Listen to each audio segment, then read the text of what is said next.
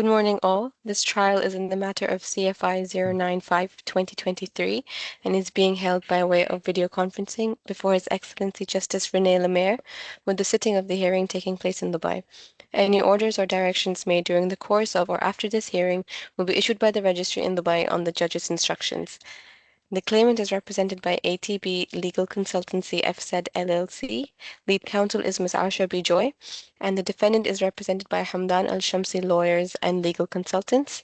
Lead counsel is Mr. Robert Whitehead. Thank you, Your Honor. Thank you. Yes, Ms. B. Joy. Yes, Your Honor. Thank you very much.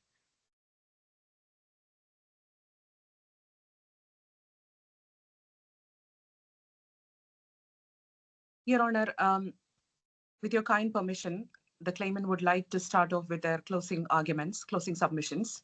Yes. As the claimant's counsel, these are the... Your Honor, sorry, Mr. Whitehead. I do apologise, Your Honour. I think yesterday you directed the claimant to file evidence in respect of interest. Well, I gave her permission to do that. I think, yeah, because I think, Your Honour, you asked for that to be sent to the Yes. defendant. So that has been sent. Your Honour, I'm not sure. Do you want that to be dealt with first before we give our closing submissions? Or Well, I'll ask Ms. B. Joy what she planned to do. Ms. B. Joy. Yes, Your Honor. So, Your Honor, in my closing submissions, I do have a segment that deals with interest part. So perhaps I can deal with in my closing submissions, or if Your Honor would direct us to take that as a preliminary issue, I'm happy to do so. Mr. Whitehead, I think it might be convenient to deal with it when Ms. B. Joy gets to her submissions on interest. Does that cause you any undue difficulty? No. All right. Well, we'll deal with it that way. Yes, Ms. B. Joy. Grateful, Your Honor. Thank you. So, Your Honor, today in my closing submissions, I will be following the following structure. I'll take Your Honor through brief facts, followed by the key issues to be decided, the findings we feel that should be made on evidence and law. Finally, the reliefs that we are seeking from this court. Now, moving on to my first segment, Your Honor, brief introduction. What is the claimant's case? The claimant's case is that there is a valid share sale and purchase agreement dated 25th of November, which is valid and binding contract between the claimant and the defendant. The consideration amount of 16,030,000 dirhams as recorded in the SSPA is an agreed amount based on Deloitte valuation undertaken jointly by the parties. It is also the claimant's position that, as per the terms of the SSPA, the claimant has transferred his 70% shares in the company effective 7th of Jan 2019. The claimant holds the position that the defendant has failed to pay any amount out of the 16 million, even after 6 years of receiving the claimant's 70% shares in the company. Therefore, the claimant has approached this court seeking recovery of the contractual sum of 16 million, along with interest and legal costs. Now, what is the defendant's position? The defendant is challenging the validity and enforceability of the SSPA on the following grounds. Ground number 1, SSPA incorrectly applied valuation of 16 million as the share price, as the Deloitte report is only draft in nature and has several limitations and conditions. The defendant also holds the position that defendant signed the SSPA under distressed mental state from pressure and time limit in securing potentially high value contracts. The defendant also alleges that the claimant acted in bad faith and pressurized the defendant to sign the SSPA. It is also the defendant's position that the SSPA is drafted in English, which language the defendant is not fluent in. Last but not least, the defendant also holds the position that, as per his understanding, only an amount of 7,696,000 odd amount is the intercompany, which is the intercompany liability, is the actual share value and the only amount due, since the valuation of 16 million is based on factors like Atlas banking facility, Atlas name, potential high value contracts in the pipeline, etc. So this broadly sets both parties' case. Now, moving on to my second part of the submission, what are the key issues in the claimant's view to be decided by the court? The claimant is of the view that following are the 5 key issues to be determined by this honorable court. Issue number 1, whether the SSPA is vitiated by duress, pressure, or distressed mental state, or lack of English language, lack of proper legal advice, etc., as alleged by the defendant. Issue number 2, what is the agreed SSPA consideration?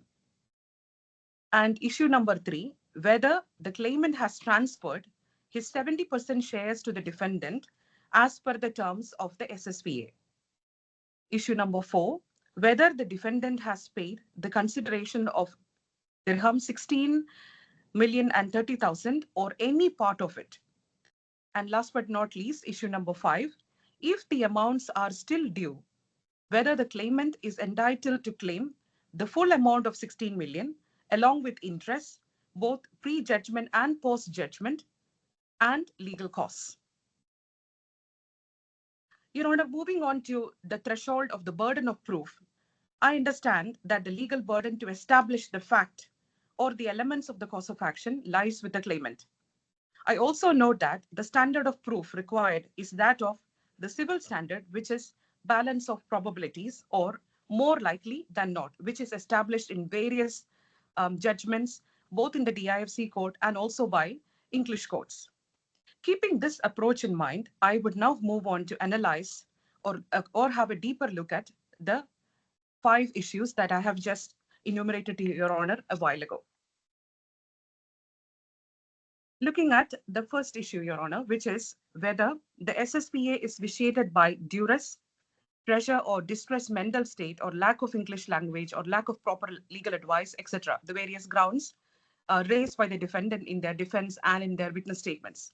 Yes, just stopping you there, Ms. B. Joy. Yes, Your Honor. In relation to that defense, the onus of proof is on who? It's on the defendant, isn't it? Yes, Your Honor. Yes, all right. Because that is the ground that is raised by the defendant. So the burden is on them to establish that, yes, these grounds were existing, which vitiated the free consent or the valid elements of a contract being entered between the parties. I would, from a claimant's point of view, would be more looking towards whether or not there is a valid SSPA entered between the parties. That would be my focus.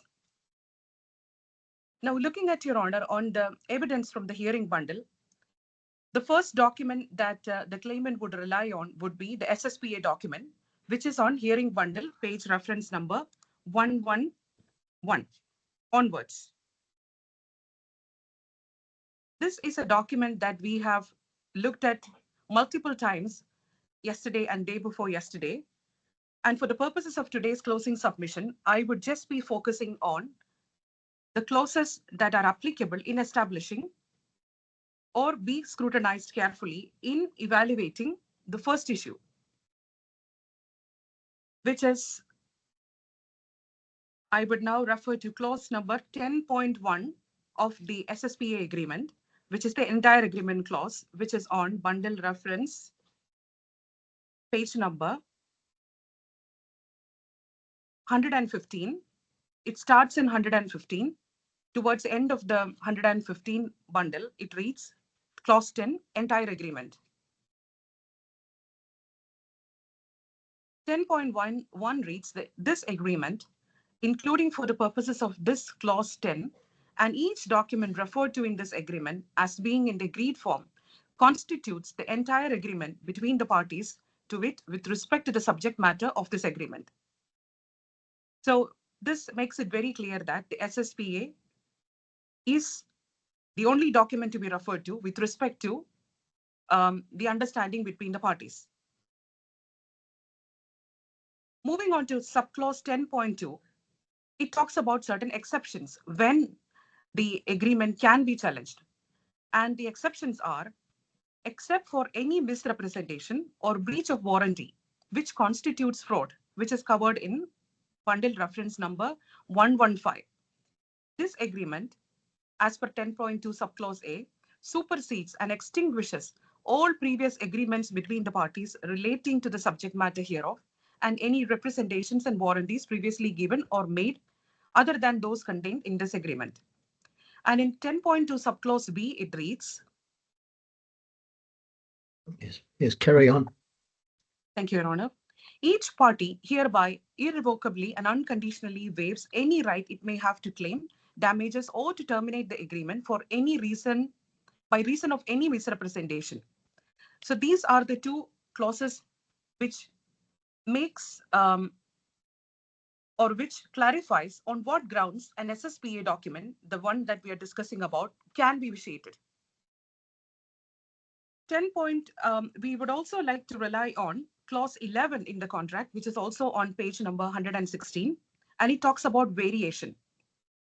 And it reads, no variation of this agreement shall be made unless it is in writing and signed by or on behalf of each party to this agreement.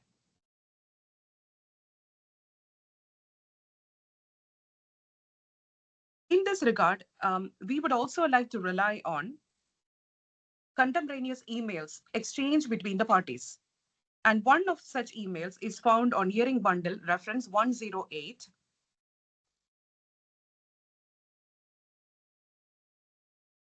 This is an email from Mr. Mohammed to Mr. Wala dated 21st of November, approving general terms of the mutual agreement, which is the SSP agreement.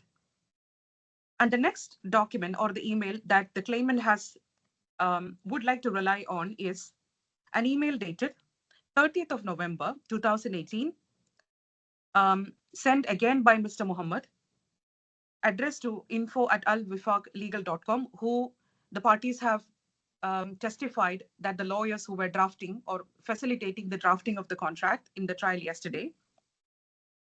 And it says, it records the. And where is that email? What page? 105, Your Honor. Right.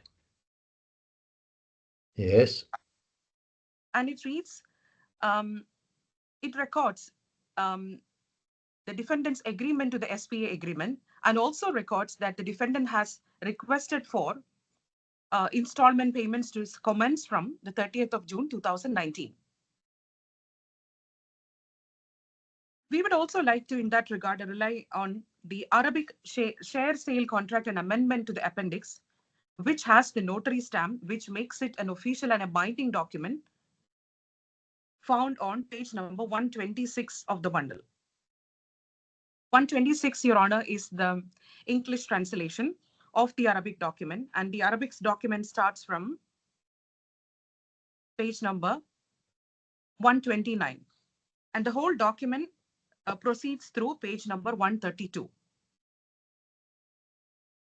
And what is important to highlight in the share sale document, Your Honor, is that this document records that the share purchase consideration in page number 126, which is the translation of the document, records that the share consideration value is 16,030,000 dirhams, which represents 70% shares of the claimant in the company.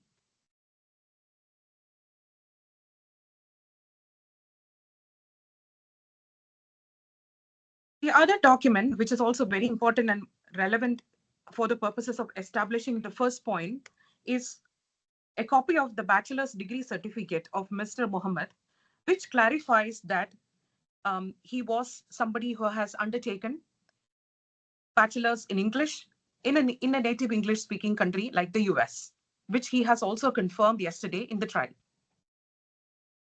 This is relevant, Your Honor, because one of the allegations of the defendant is that he is not conversant or fluent in English, and therefore he could not understand the terms of the SSPA.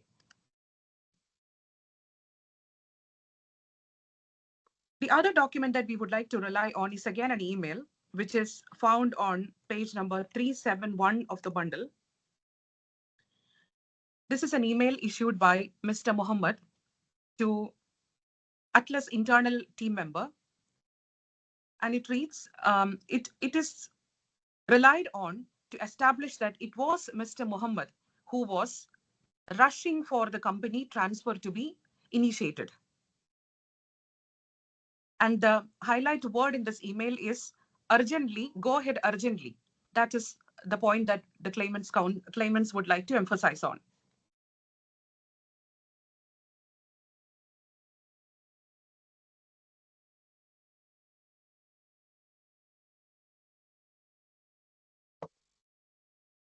Your Honor, we would also like to rely on another email, which is also forming part of the earlier, we have looked at the email on page number 105, which is a reply issued by Mr. Mohammed to Al-Wifaq. And in this context, it is also relevant to look at what Al-Wifaq is writing. And in that regard, that email is again found on page number 105. And it reads, and it records the fact that Mr. Mohammed has visited Al-Wifaq to discuss the SPA and requested some alterations. Amount to be reflected in the SSPA and on two versions of the SPA. One to have an installment to be commenced from Jan 2019, and the second version with the installment to be commenced from 30th of June. So this is what the claimant would like to rely on in terms of the documentary evidence that has been submitted in the proceeding with respect to the issue number 1. Now moving on to what is the evidence that has transpired in the trial. I would be going through my assessment of what the witness evidence has evolved. I am not going to read out because I don't have a copy of the transcript with me. So I would be essentially relying on what I understood by the witness evidence, going in the order of the witness in which they have testified. Now, the first witness that we have examined is the CFO of the Atlas Group, that is Wala, who has confirmed the following. Mr. Wala has confirmed that the SSPA was deliberated by the parties and the defendant played an active role in it. We have evidence clarifying to this effect. Of course, the wordings are different. I'm only taking the essence of what Wala was testifying to the court. Wala also said the defendant was well versed in English and understood the terms. He then went on to say, no pressure from the claimant. The claimant offered to buy the entire shares, but the defendant insisted on keeping the 100%. This is what, in essence, what Wala has testified with respect to the SSPA. Now, moving on to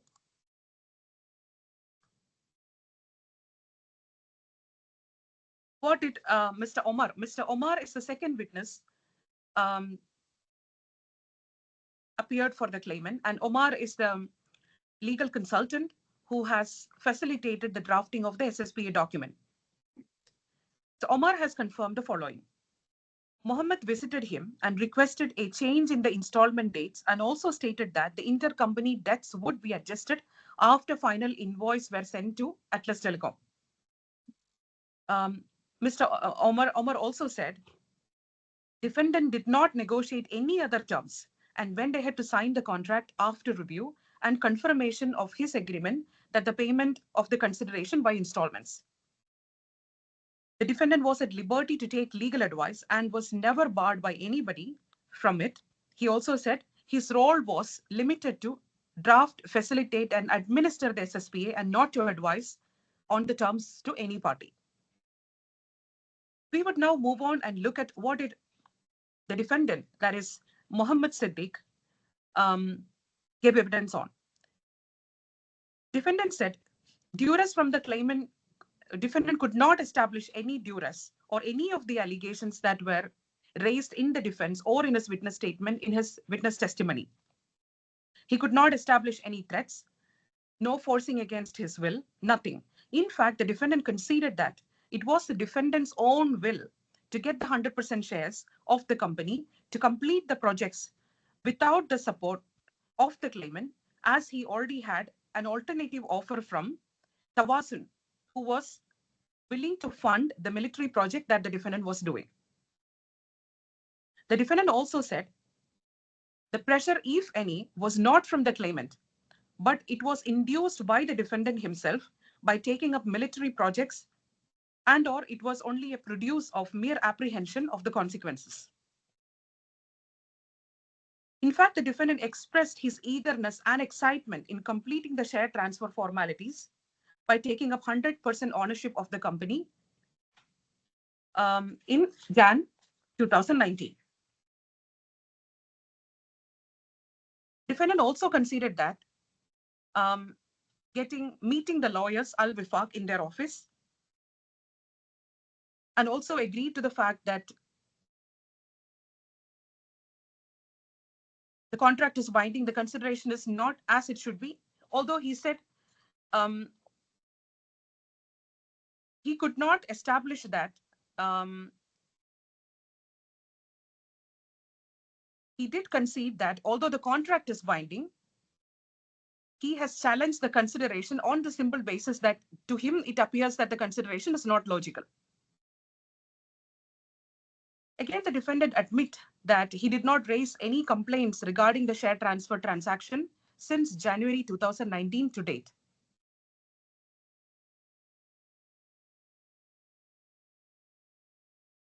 And although he said he intends to raise a counterclaim, that was discussed only during the trial yesterday. Nothing has been recorded, nothing has been produced in any evidence or any document submitted before the court. Now, the other issue to be looked upon is the defendant's English language capabilities. It was completely on display yesterday during the oral evidence.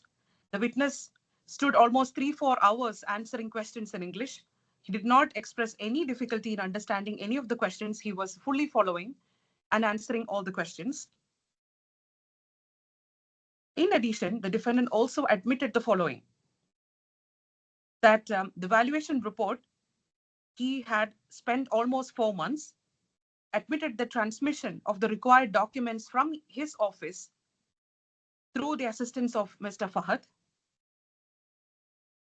He also confirmed signing the document, the SSPA document, verified his signature on the SSPA document, and also initialing on all pages of the SSPA document. Also confirmed to the fact that the SSPA document, the share sale and the contract is notarized before the notary public, which is the Arabic document. He also went on to admit that removing Atlas' name from the company along with the share transfer was purely his own decision, although he had time until 31st December 2019 to do so. Well, what do you mean by that? He kept saying he was required to do it by the contract. Yes, Your Honor. But then he did not deny the fact that it was his decision, or it was he who decided to remove the Atlas. What we have to bear in mind, Your Honor, is that he had time until 31st December 2019. He had not produced any document to show that the claimant had insisted for the company name to be removed immediately on sale. We do not have any such clause in the contract. But that's a different point. He was obliged by the contract to remove it.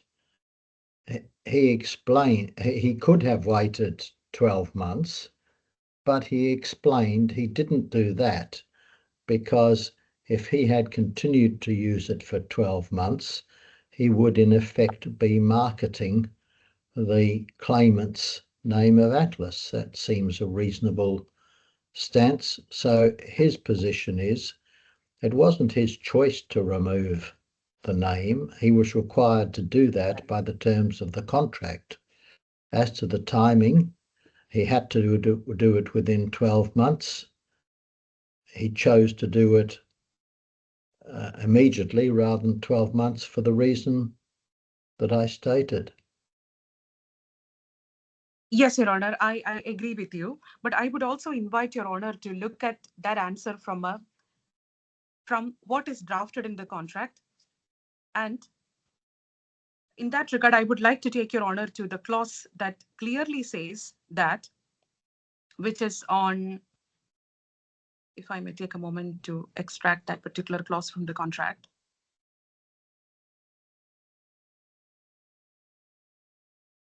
It is clause 4, found on page number 114, Your Honor.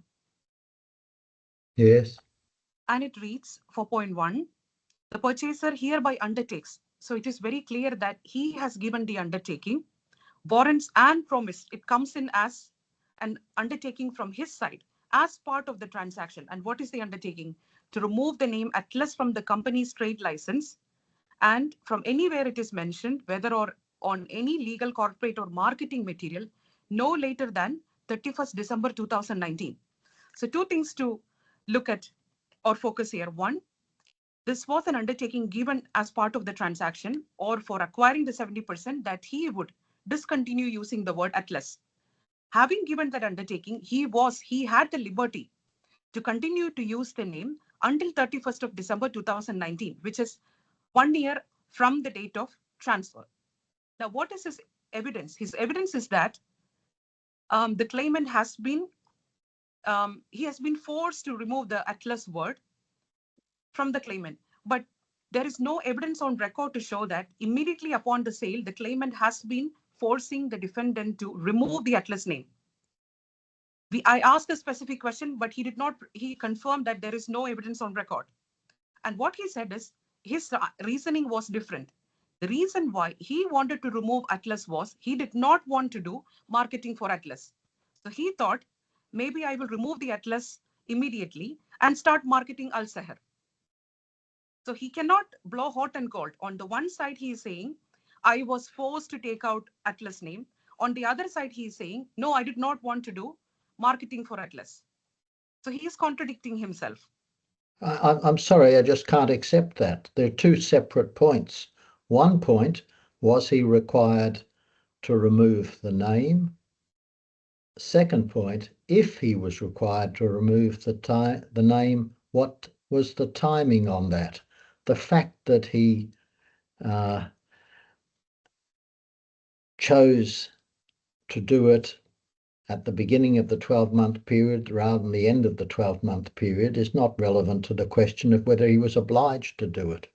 But anyway, you put your point. Yes, Your Honor. So the point that I wanted to highlight is there was no pressure from the claimant to remove the Atlas name immediately on sale. He had rather time, 1 year's time to do so. All right. Thank you, Your Honor. So moving on, Your Honor, with the analysis of the documentary evidence and the witness evidence, it is the claimant's submission that the legal burden to establish the SSPA as a valid and binding contract lies with the claimant. And we submit that we have discharged this burden. The documentary, contemporaneous, and witness evidence all shows to the fact that the parties have accepted the SSPA as binding and enforceable, and there were no evidence that has been produced by the defendant to establish that there were any of the vitiating factors as alleged by them, like the duress, pressure, mental state, lack of English language. None of this has been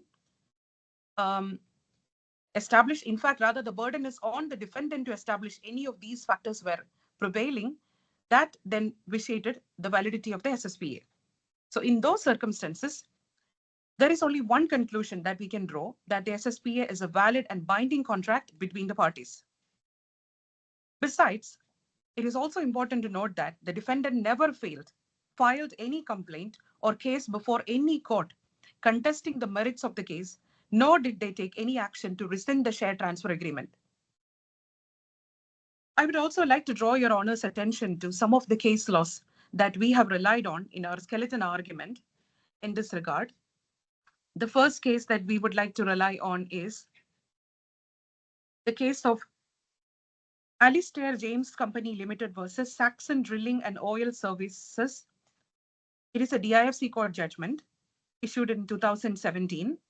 The bundle reference in that regard is page number 1443.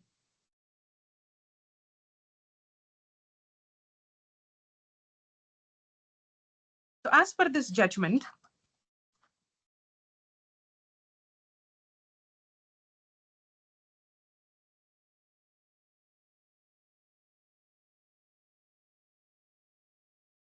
the judgment clearly lays down the principle that, I'll just take Your Honor through the relevant paragraph number. The relevant paragraph in this regard is para number 42, Your Honor, which is on page number.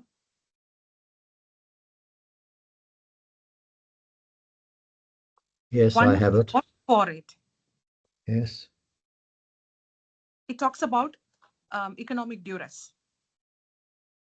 And it reads, again, this judgment is relying on another English judgment, which is Pao On versus La Yu Long, which is a very old case of 1980. And the judgment reads, the basis for such recognition, the principle of economic duress was addressed in the Pao On versus La Yong case, where the Privy Council stated that although economic duress might be recognized as a principle, the basis of such recognition is that it must amount to a coercion of will which vitiates consent. It must be shown that the payment made or the contract entered into was not a voluntary act. Duress, whatever form it takes, is a coercion of the will so as to vitiate consent. In a contractual situation, commercial pressure is not enough. There must be present some factor which could, in law, be regarded as coercion of his will to vitiate the consent. In determining whether there was a coercion of will such that there was no true consent, it is material to inquire whether the person alleged to have been coerced did or did not protest, whether at the time he was allegedly coerced into making the contract, he did not have an alternative course open to him, such as an adequate legal remedy, whether he was independently advised, and whether after entering into the contract, he took steps to avoid it. All these matters are relevant in determining whether he acted voluntarily or not.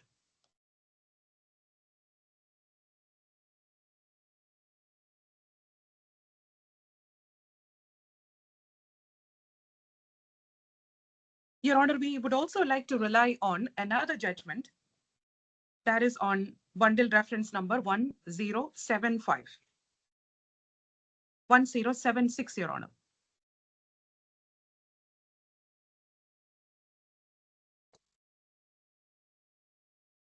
And that is the judgment is Universe Tankships versus ITWF. It is also an English judgment. And the concerned paragraph that we would be relying on is it's just a numeric, it's alphabetical numbering, and it is paragraph number J towards the end of page number 1076.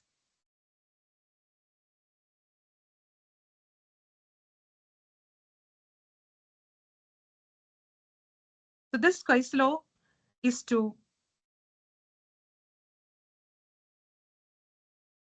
if I may read paragraph J loud. Yes. It is, however, in my view, crucial to the decision of the instant appeal to identify the rationale of this development of the common law. It is not that the party seeking to avoid the contract which he has entered into with another party or to recover money that he has paid to another party in response to a demand did not know the nature or the precise terms of the contract at the time when he entered into it, or did not understand the purpose for which the payment was demanded. The rationale is that this apparent consent was induced by pressure exercised on him by that other party, which the law does not regard as legitimate, with the consequence that the consent is treated in law as revocable unless approbated either expressly or by implication after the illegitimate pressure has ceased to operate on his mind. It also says it is a rationale similar to that which underlies the avoidability of contracts entered into and the recovery of money extracted under color of office or under undue influence or in consequence of threat of physical duress. It then goes on to look into the elements of what a commercial pressure is and detailed analysis of what are the aspects the court should keep in mind while analyzing the commercial pressure in considering as one of the vitiating elements of a contract. Your Honor, we would also like to rely on another judgment that is found on hearing bundle reference 1099. It is the case of North Ocean Shipping Company Limited versus Hyundai Construction Company Limited, the Atlantic Baron, again a very old judgment of 1979 from the Queen's Bench. The reference is page 705. Inside the case, I mean, the bundle reference is 1099. And the relevant paragraph in that regard is para number E. E and F, Your Honor, if I may. Yes.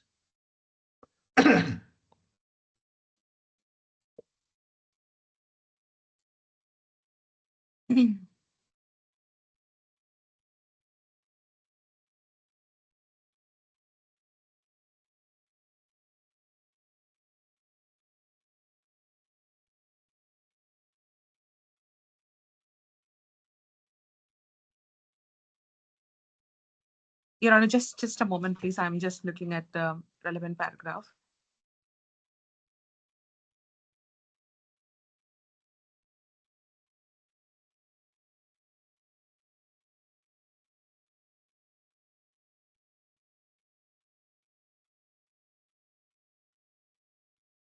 Yeah.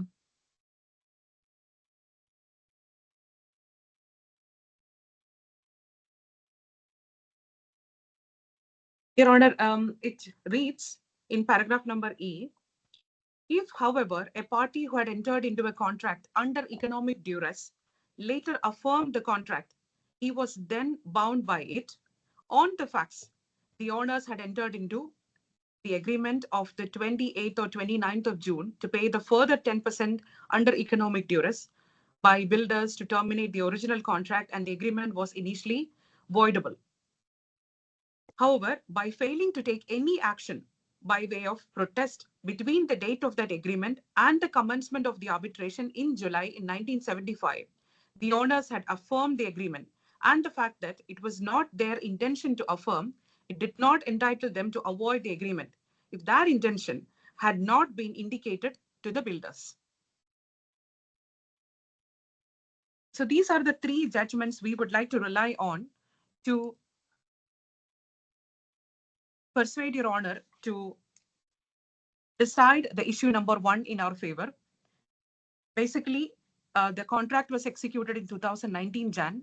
No protest whatsoever, no evidence to show that he has ever produced or challenged the validity or the enforceability of the SSPA. Rather, the defendant has confirmed that from Jan 2019, he is enjoying 100% ownership of the company.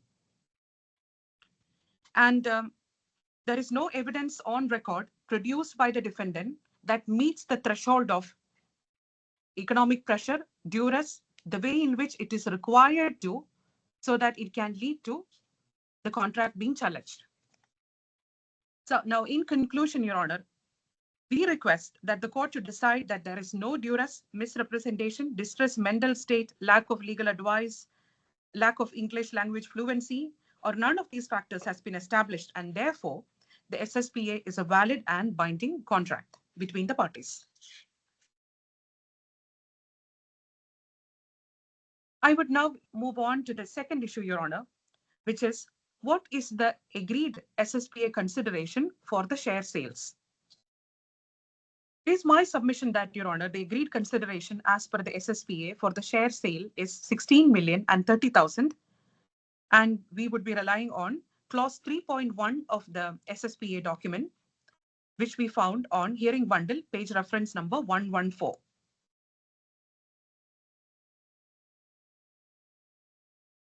3.1 reads, Your Honor, the seller and the purchaser hereby agrees that the total consideration for the shares sold under this agreement is 16,030,000. This amount shall be payable in monthly installments starting from 30 June. And the clause goes on. So this is the documentary evidence. This document has been verified. Signatures have been confirmed by the defendant in the trial yesterday. In addition to that, Your Honor, we would also be relying on certain other clauses in the SSPA, which is 5.1a, which deals with the acceptance of the Deloitte report as being binding upon both parties. which is in SSPA, the same page, 5.1 subclause A. We would also like to rely on clause 4 of the SSPA, wherein 4.1, the purchaser, that is the defendant, has given a specific undertaking that he will remove the name Atlas from the company trade license with effect 31st December 2019.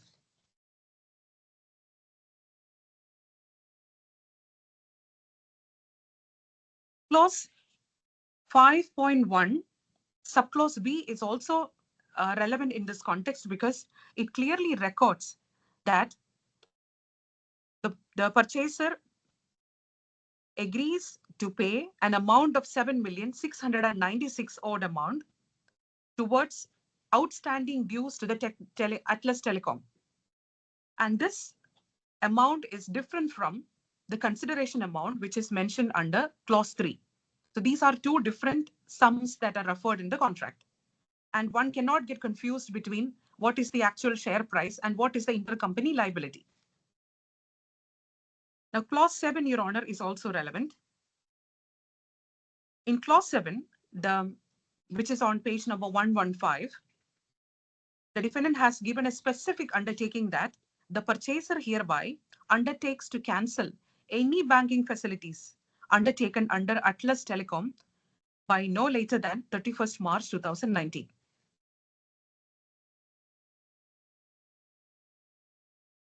In addition to the relevant provisions or the clauses from the SSPA, we would also like to rely on the share sale contract, which is on bundle 126 onwards, which records that the share consideration is 16,030,000 dirhams. On page number 126, we are looking at the translation of the Arabic document, which the witnesses has testified that has been notarized and validated on 7th of Jan 2019. In addition, the Deloitte report, which is on page number 42 onwards, talks about the valuation of the company as at 30th of June 2019. And in this regard, reference is made to page number 46 of the bundle, where there is an executive summary of the valuation exercise. And it reads, based on our analysis, I'm reading from the executive summary key findings. Based on our analysis, we estimate the value of Atlas Dynamic to be in the range of 20.2 million to 22.9 million as at the valuation date, which is 30th of June 2018.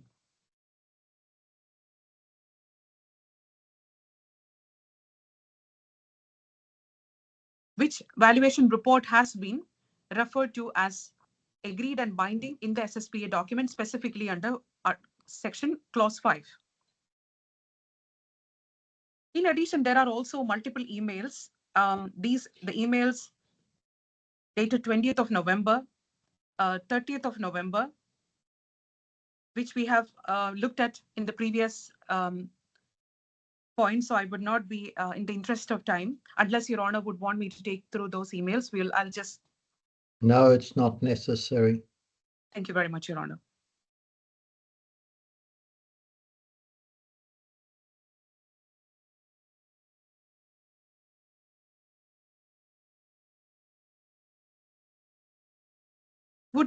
I would also like to highlight one other email, which has not been discussed today, which is the email from Sharif to Ashraf or Fahad of Al Sahir requesting for the payment of the first installment. This is an email dated 27th of June, and it is found on bundle reference page number 139. So Sharif is essentially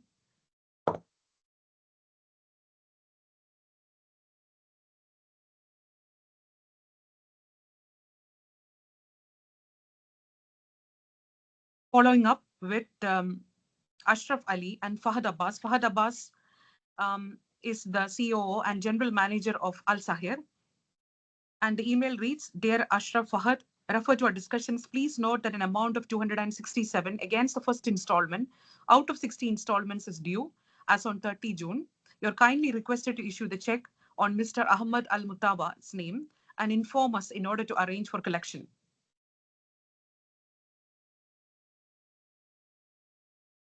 And the reply to that email is also relevant, Your Honor. It is on page number 138.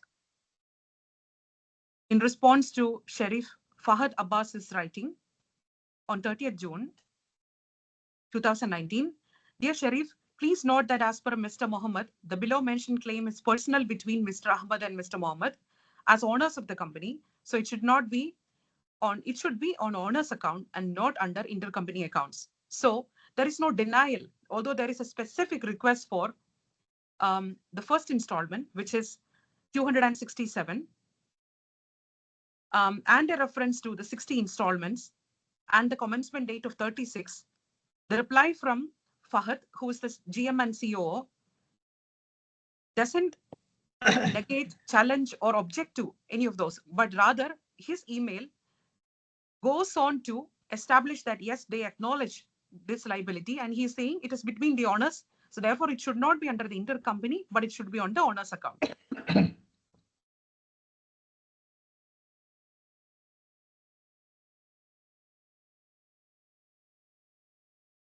It is also important to highlight, Your Honor, the witness statement of Mr. Mohammed that is coming on page number 155.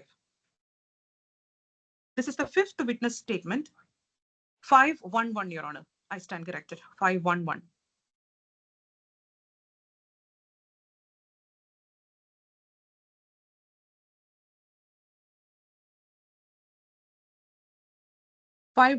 Which is the fifth witness statement submitted by Mohammed SEDDIQ.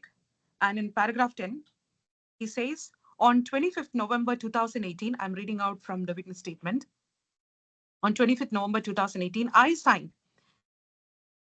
a share sale and purchase agreement, the SPA, with my brother, the claimant, by which I agreed in principle to purchase his 70% shareholding for 16 and 30,000, 16 million 30,000 dirhams. So this is a clear statement from the defendant himself in one of his witness statements. Now, we would also like to rely on the legal notice, which is found on bundle page reference number 142 through 150. This is a warning notice issued by Ahmed SEDDIQ to Mohammed SEDDIQ through the Dubai courts, seeking repayment of the amount of 16 million and 30,000, which is also a notice as per the contract. Because in the SSPA, there is a specific clause which says, on default of 3 installments, a notice has to be formally served. I would take Your Honor through that particular clause. It is on page number.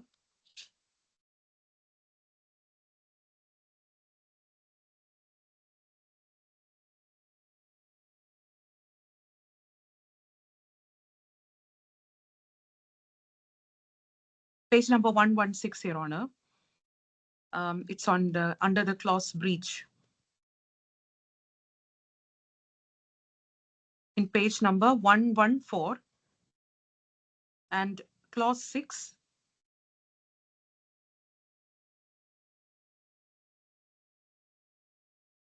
6.1, it reads, notwithstanding clauses 7 and 16 below, the seller may take legal action in case of occurrence of any of the events specified in paragraphs A through 6C.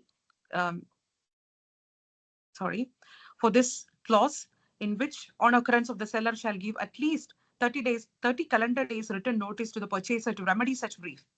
And what is the condition? If the purchaser fails to remedy a failure in performing his obligations as specified in relation to outstanding indebtedness pursuant to 5.3 above.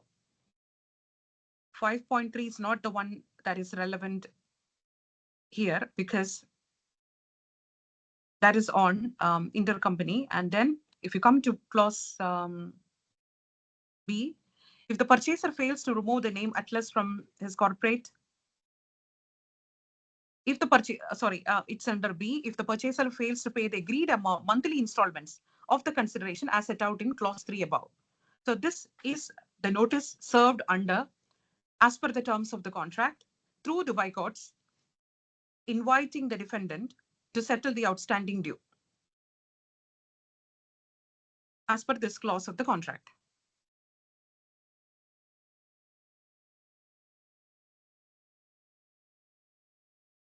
Now moving on to what evidence has come out in the trial yesterday and day before.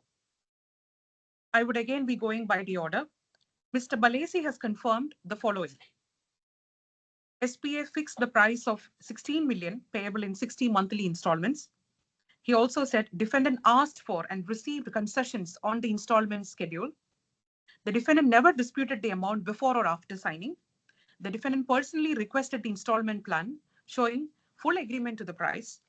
No installment was ever paid despite the claimant completing the share transfer and handing over the company and control of the company effective Jan 2019.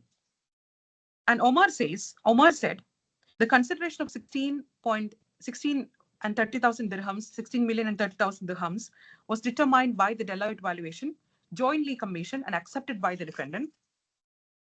There was no dispute about the valuation amount or the payment schedule when the SSPA was signed. He also said the defendant has defaulted on all payments since June 2019, making no partial or full payment under the SSPA. And what is the defendant's evidence on that? The defendant has accepted and admitted on numerous occasions that the consideration was 16 million and 30,000 dirhams. He admitted that he was aware of the same and the amount. He admitted that the amount was calculated from the Deloitte valuation report that he and the claimant jointly commissioned.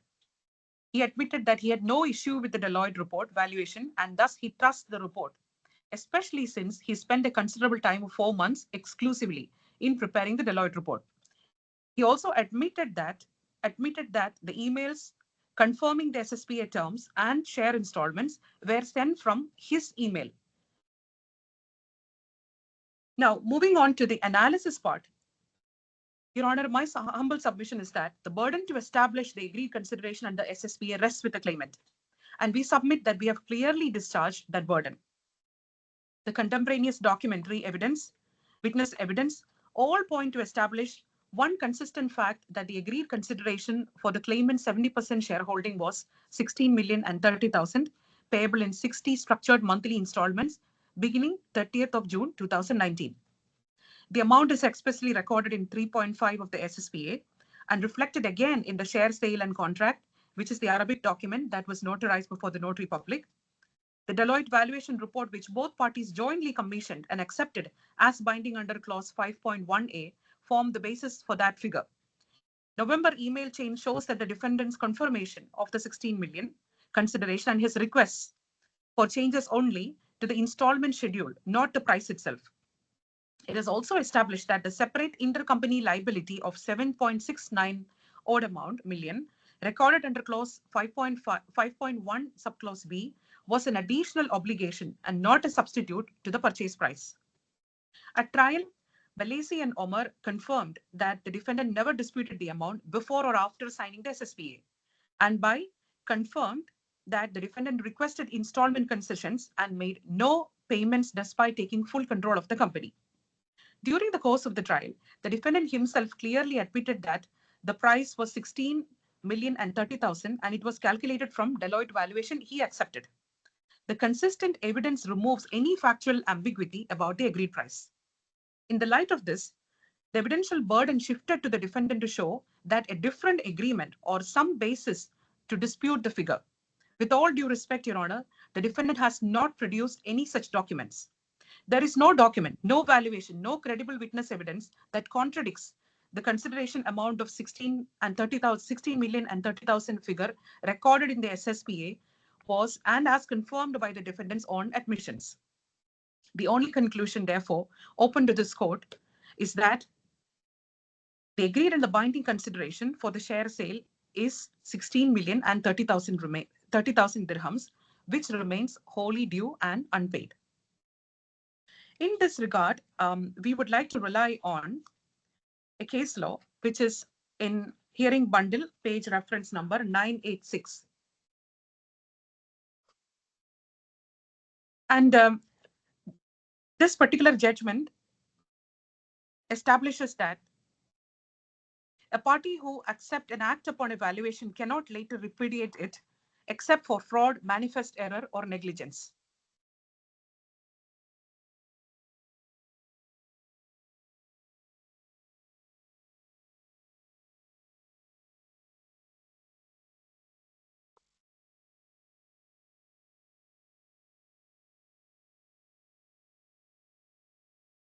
Your Honor, the case entire discussion is on this point, so we will not be focusing on any particular paragraph in that regard. However, a plain reading of the judgment itself would show that the established principle is that if somebody has commissioned a report, unless and until it is established that the report is vitiated through fraud or manifest error or negligence, they cannot dispute or challenge the document which they themselves have commissioned and produced.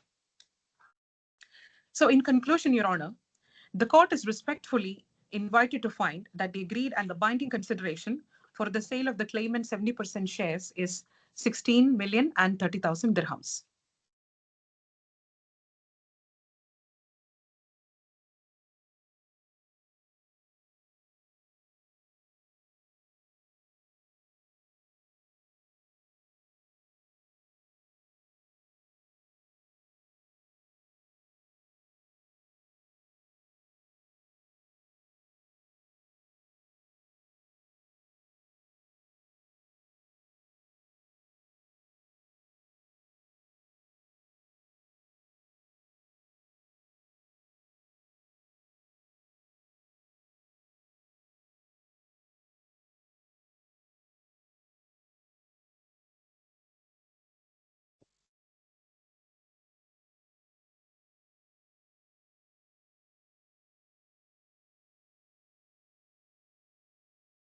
May I move on to the next issue, Your Honor? Yes, please. Thank you. Thank you, Your Honor. Moving on to the third issue, whether the claimant has transferred his 70% shares to the defendant as per the terms of the SSPA. Your Honor, again, I humbly submit that the claimant has transferred his 70% shares in the company to the defendant as per the terms of the SSPA. And what is the evidence on record? We would be looking at evidence from the hearing bundle that is submitted before Your Honor, which is, again, the SSPA document found on page numbers 111 to 120, notarized copy of the share sale contract and amendment to the Memorandum of Association on bundle reference page number 126 to 132, a copy of the trade license issued in 2019 showing the new ownership structure. Since this being a new document, I would like to take Your Honor to page number 190.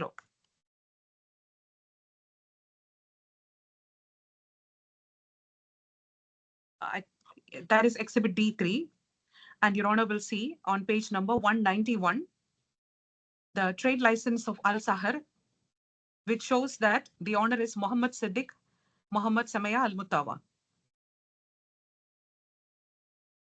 And the issue date is 10/1/2019. So this shows that effective 10 Jan 2019, Mr. Mohammed became the owner, the 100% owner of the previous Atlas Dynamic, which then underwent name change to Al Sahir International Electronic Systems Sole Proprietorship LLC. I would also draw your Honor's kind attention to admissions in the defendant's witness statement, particularly paragraph 9 of the witness statement of fact, which is found on bundle 374.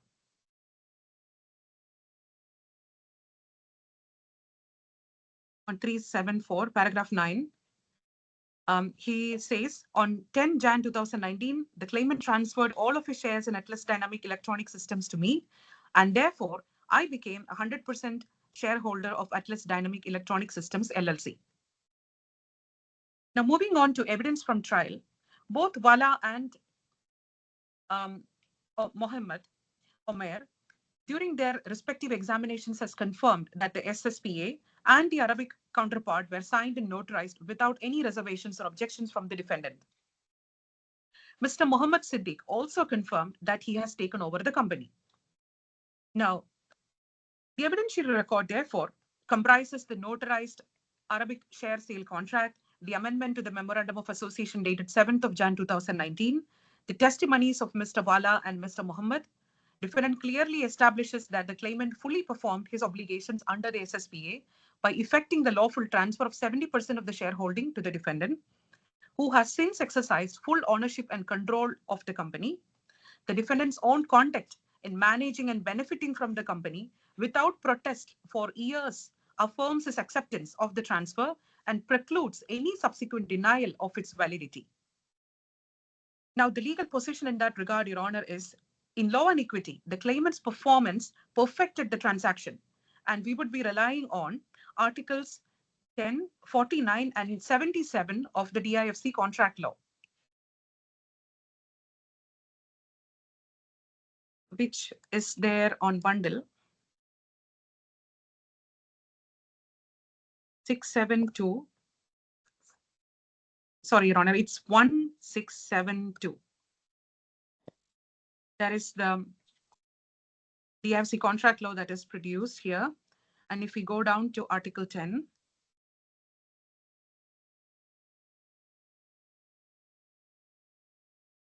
binding nature of the contract, it's on page number 1678, and it reads, a contract validly entered into is binding upon the parties. It can only be modified or terminated in accordance with its terms or by agreement or as otherwise provided in this law.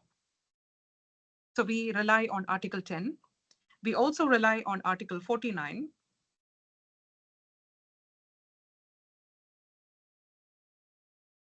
Which is on page number 1684 in part 5. It deals with interpretation, and Article 49 reads, intention of the parties. A contract shall be interpreted according to the common intention of the parties.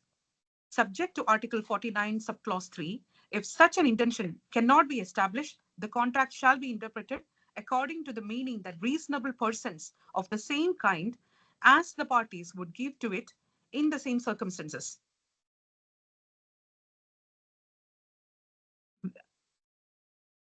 My submission is that it is Article 49, subclause 1 that is applicable in our case, because the contract is clear and the intention is also very clear, and the parties have admitted to it in the trial. If at all the finding is that one is not applicable, then my submission is that even subclause 2 is also in our favor, because the criteria is what a reasonable person of the same kind would interpret that particular clause in the contract.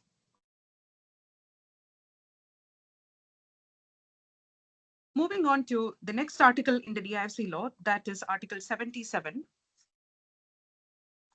which is on 1691. Article 77, it deals with non-performance in Part 8. Article 77 reads, non-performance defined. Non-performance is failure by a party to perform any one or more of its obligations under the contract, including defective performance or late performance. Now, in this case, Your Honor, it is a clear-cut case of non-performance. There is no defective performance or late performance. There is no performance at all. The evidence is that not even a single dirham out of the 16,030,000 has been paid. So this is a clear case of non-performance. Now, we also have case law that we would like to rely on. That is on bundle reference 1149. 1149. And that is a case of MPB versus LGK. It is again an English judgment, and the relevant paragraphs are paragraphs 52 and 53. It talks about the doctrine of approbation and reprobation. And paragraph 52 reads,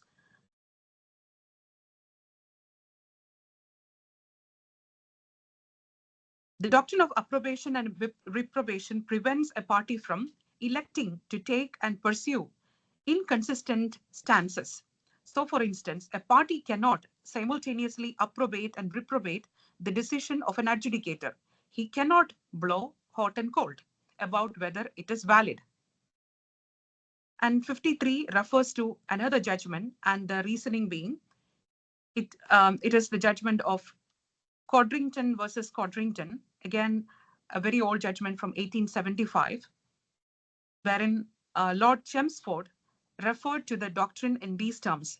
He who accepts a benefit under an instrument must adopt the whole of it, conforming to all of its provisions and renouncing every right inconsistent with it. So in conclusion, Your Honor, our submission is that the claimant has fully performed its contractual obligations by transferring his 70% shareholding in accordance with the SPA and the notarized Arabic documents.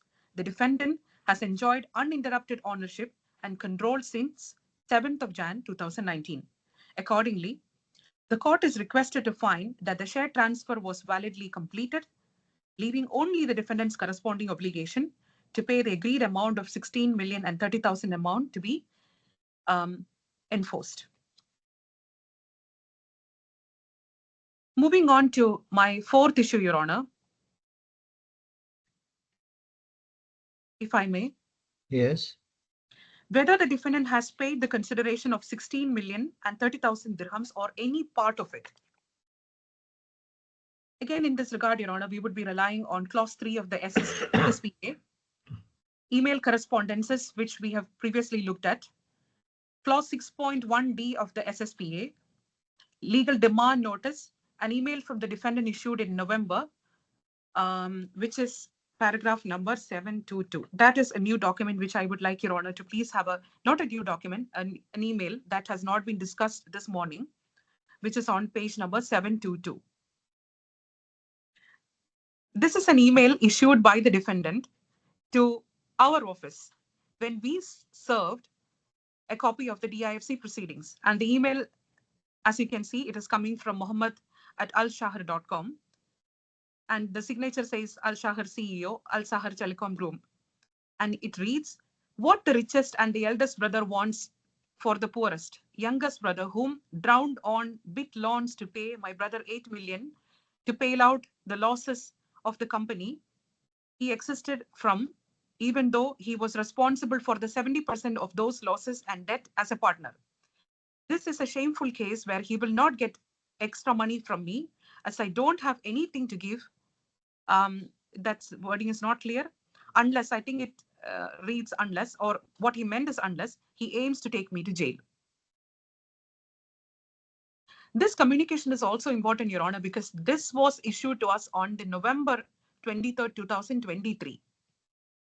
What then happened is the defendant has approached the DIFC court alleging defective service and claiming that there was no proper service, got the default judgment set aside, reopened the case, and then took extensions. And after extensions, I would definitely be making more detailed submissions when I deal with the aspect of cost.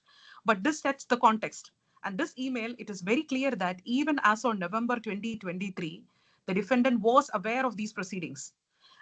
What is also interesting in this email, Your Honor, is he's not denying the 16 million. All he is saying is, comparison or irrelevant or emotional responses where he does a comparison between richest and the poorest brother and things like that, which has, and nowhere he said, okay, I did not sign this SSPA and this is not due. That's not the stand that is being taken by him. Now, moving on to the evidence in trial.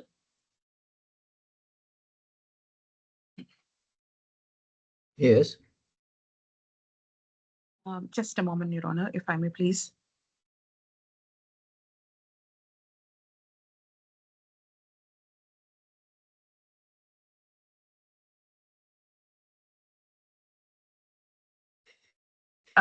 We will now move on and look at the evidence from the trial. During the trial yesterday, both the claimants witness Mr. Balesi and Mr. Omar unequivocally confirmed that the defendant failed to make any installment payments. Mr. Balesi testified that the defendant, after requesting and obtaining a 6-month grace period and a 5-year installment plan commencing June 2019, never made any payment despite several reminders and extensions of time afforded by the claimant. Mr. Omar likewise stated that the defendant regrettably defaulted on all the payment obligations under the SPA since June 2019. without any partial or full payments. This uncontroverted evidence proves total non-performance on the defendant's part. The defendant never raised any contemporaneous objection to the payment obligation, nor did he dispute the total amount or claim that any alternative arrangement existed. Accordingly, his subsequent denial of liability is contrary to the written terms of the SSPA and to the principle of pacta sunt servanda, which mandates that contracts freely entered must be performed as agreed. The defendant has not produced any documentary or financial evidence showing that a payment of 16,030,000 dirhams or any part thereof was made by the claimant. There is no bank check, bank transfer receipt, or acknowledgement of payment, nothing on record. Nor has the defendant pleaded any lawful ground of set-off, discharge, or novation that could extinguish or modify his obligation. On the contrary, all contemporaneous correspondences, emails, letters, demonstrates that the claimant sought time extensions to commence the payment, citing liquidity constraints, but never disputed the existence or the quantum of the debt. Such conduct, coupled with total silence over 6 years, confirms the continuing subsistence of debt. So the defendant's persistent failure to pay any portion of the 16,030,000 consideration amounts to fundamental non-performance within the meaning of Article 77 of the DIFC law, which we just had a look a while ago, thereby entitling the claimant under Article 83 of the DIFC law, which is on page number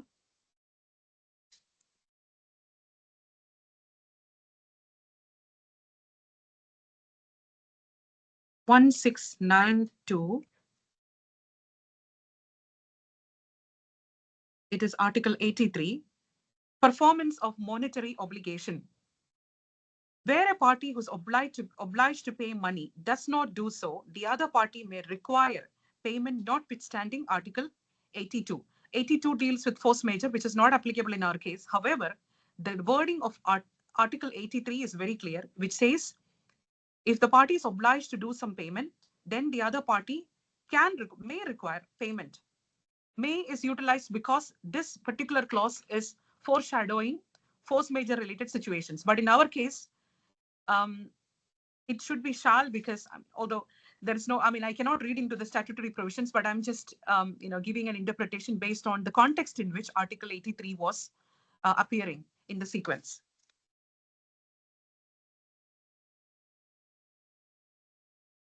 So the defendant's contention that his payment obligation was limited to settling intercompany liability of 7.696 million is entirely consistent with Clause 3 of the SSPA, which clearly and unambiguously fixes the consideration for the 70% share transfer at dirham 16,030,000, separate from any corporate liabilities which is addressed under Clause 5.1 subclause C.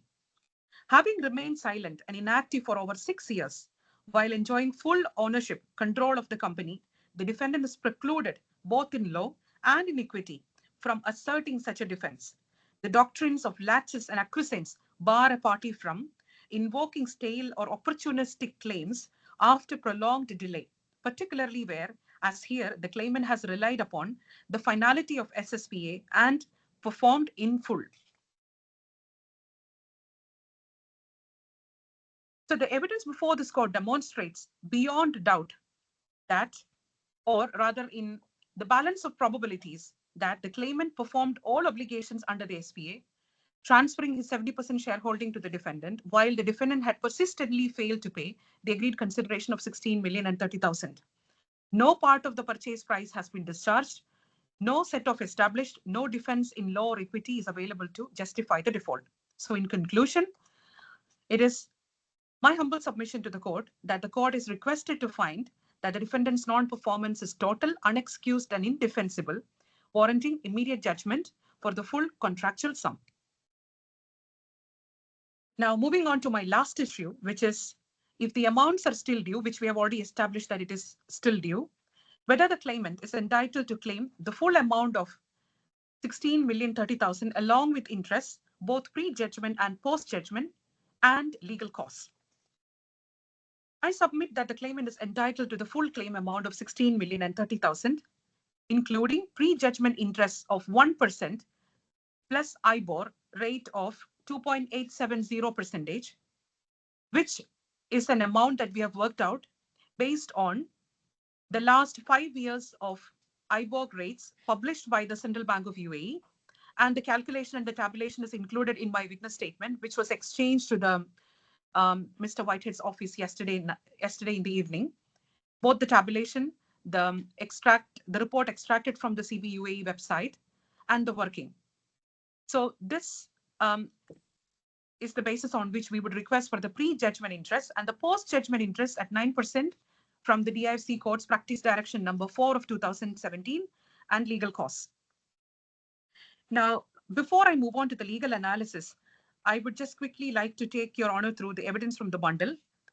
Here in this regard is the SSPA document hearing bundle, again, the same page references, page 111 to 120.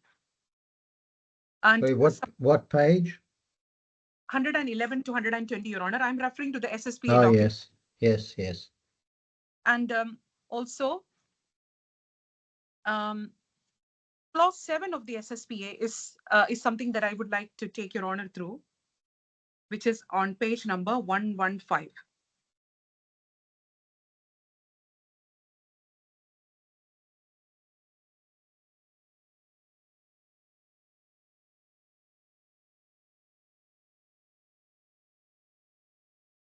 Yes.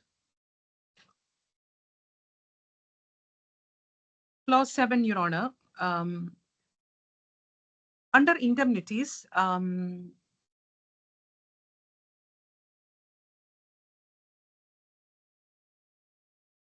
second paragraph of clause 7 on specific indemnities, it says any loans, debts, or other forms of indebtedness whatsoever, nature owing to the company, whether or not currently payable, or any interest, profits, penalties, or other charges applicable thereto, including accruals of salary. So what the clause says is the purchaser undertakes to indemnify and to keep indemnified the seller and his affiliates against all losses, liabilities, costs, and expenses, including damages, penalties, and professional and government fees and costs, which may be suffered or incurred by any of them, and which arise directly or indirectly in connection with any loans, debts, or other forms of indebtedness of whatsoever nature owing to the company, and any interest. So this here, Your Honor, the 16 million and 30,000 is a debt. And this clause specifically entitles, or rather, the purchaser, the defendant, is agreeing to indemnify the company or the seller, the losses, along with interest, profits, penalties, as per second paragraph of clause 7. So my submission is that the contract is not absolutely silent about interest. There is a reference to interest even in the SSPA document. And if you look at the wording of the specific indemnities, the indemnities are drafted quite broadly.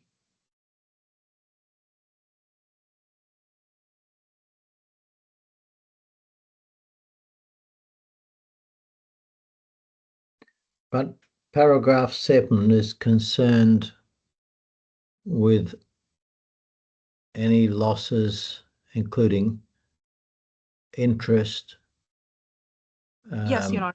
in connection with loans, debts, etc., owing by the company, not you're claiming interest here on the amount owing by the defendant.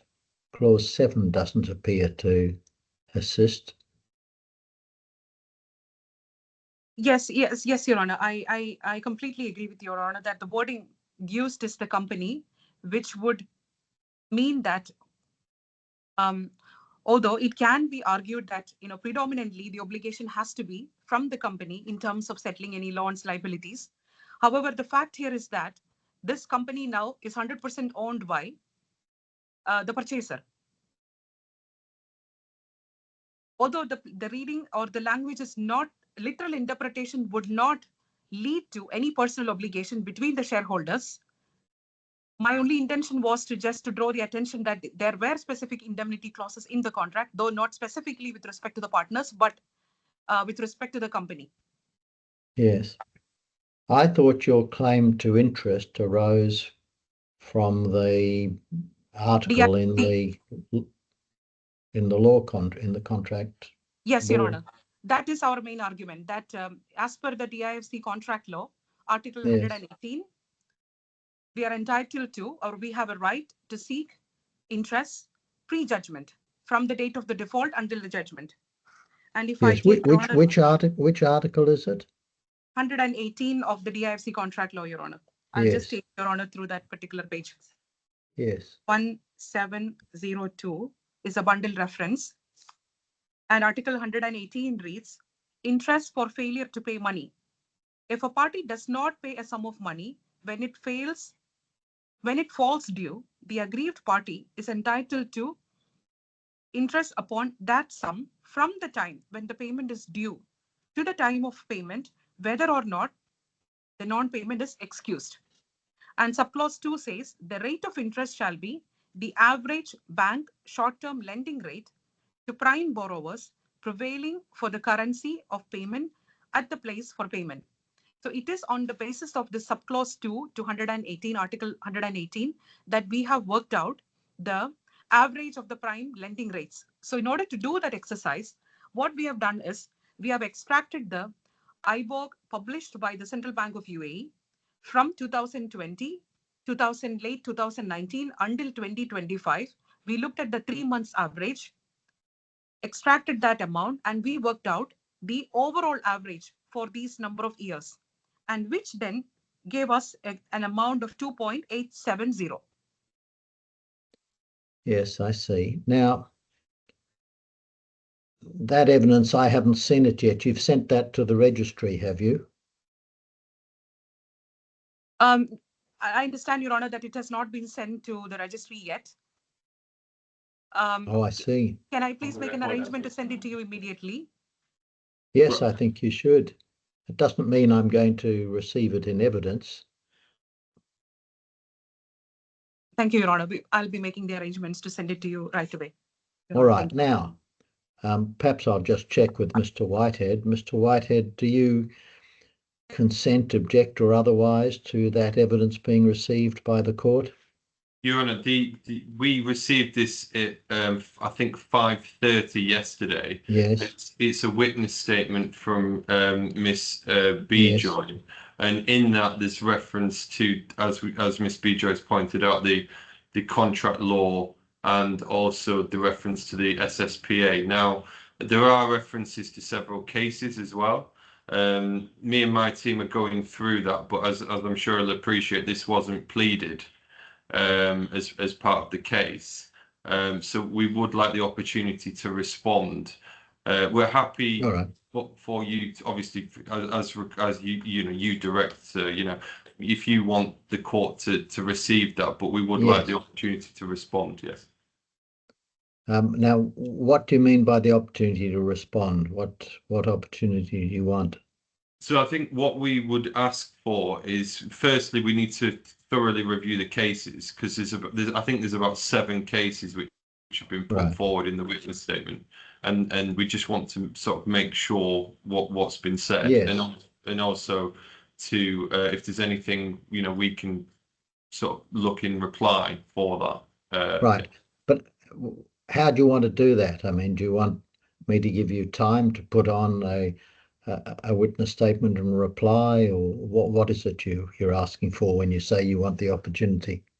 So I think we can. I mean, our thoughts on this, presumably we'll deal with like cost submissions separately after. Yes. So I think it might make sense to incorporate that in our cost submissions. All right. All right. So I might receive the evidence now, and any. But just to be clear, Mr. Whitehead, one issue that I will determine in determining liability is whether, if the claimant otherwise makes out his case, is the claimant entitled to interest, and if so, at what rate and what is the amount. So those matters I will deal with on the liability issue, not on the costs issue. Now, I think what you've said is that you don't object to the court receiving the witness statement which gives evidence about the relevant interest rate.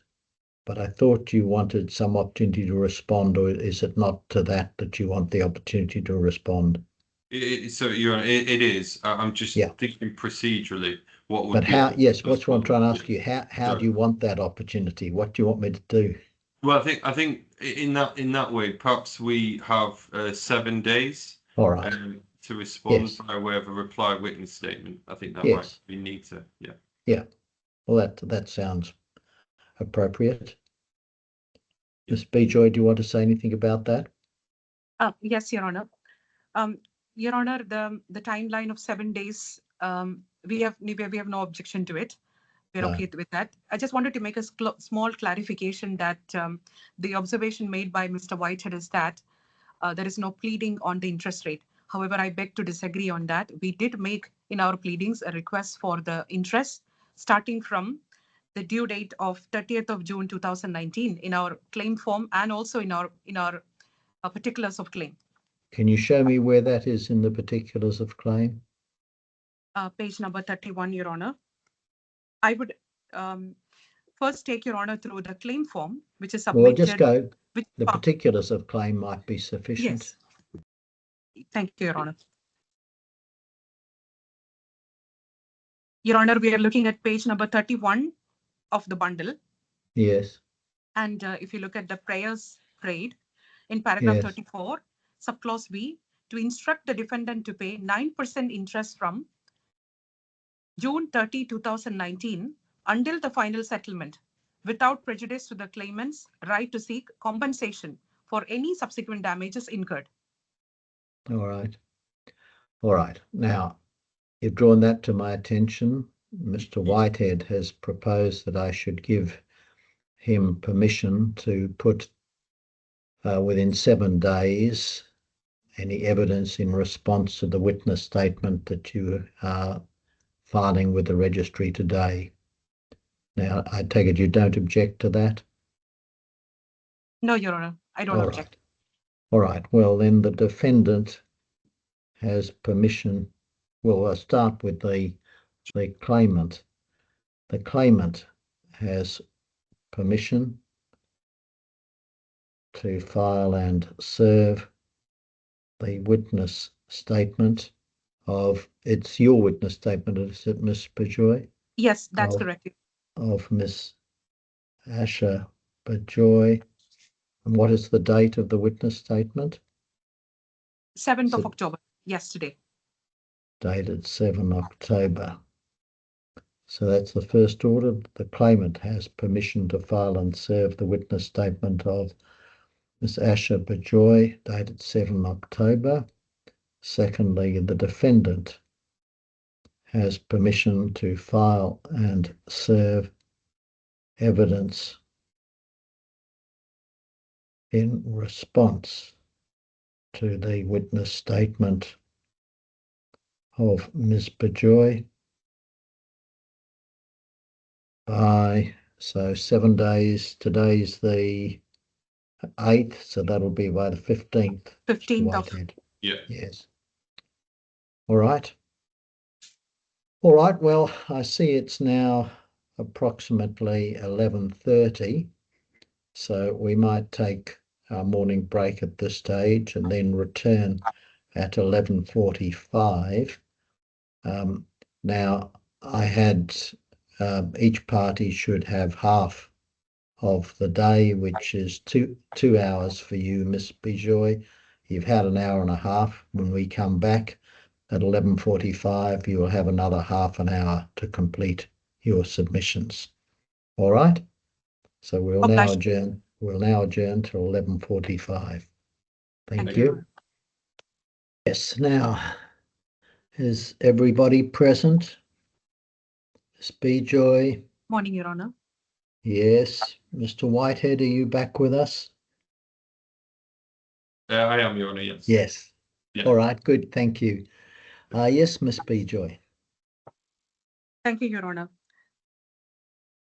So before we went ahead with the break, we were discussing about the point on the last issue, which is on interest, legal costs, and the entitlement to the full consideration amount. We have briefly talked about on what basis we are making an interest claim for pre-judgment interest claim. I would now move on to the 9% interest claim, which is coming from the practice directions of the DIFC, which is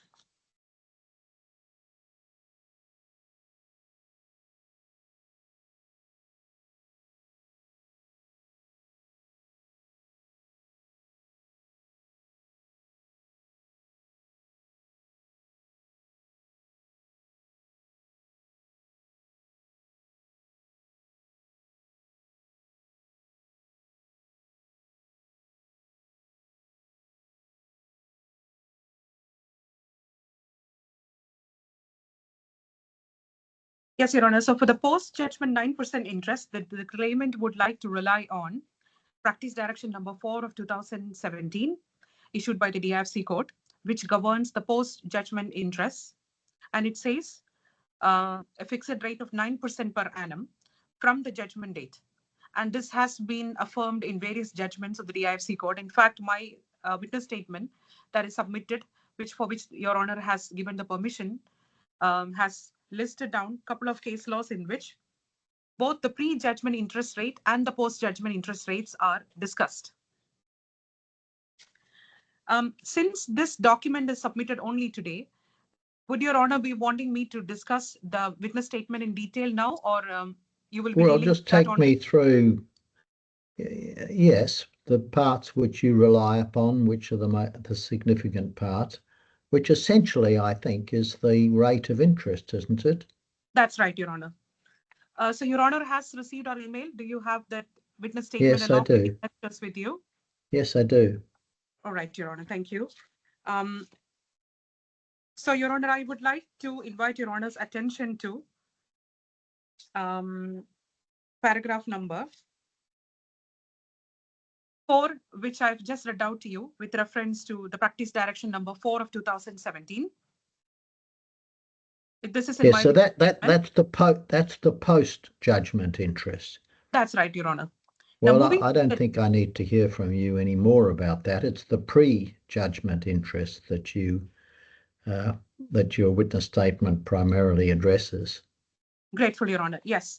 So moving on to paragraph number 5 of my witness statement, this is where we are basing our claim for pre-judgment interest rate.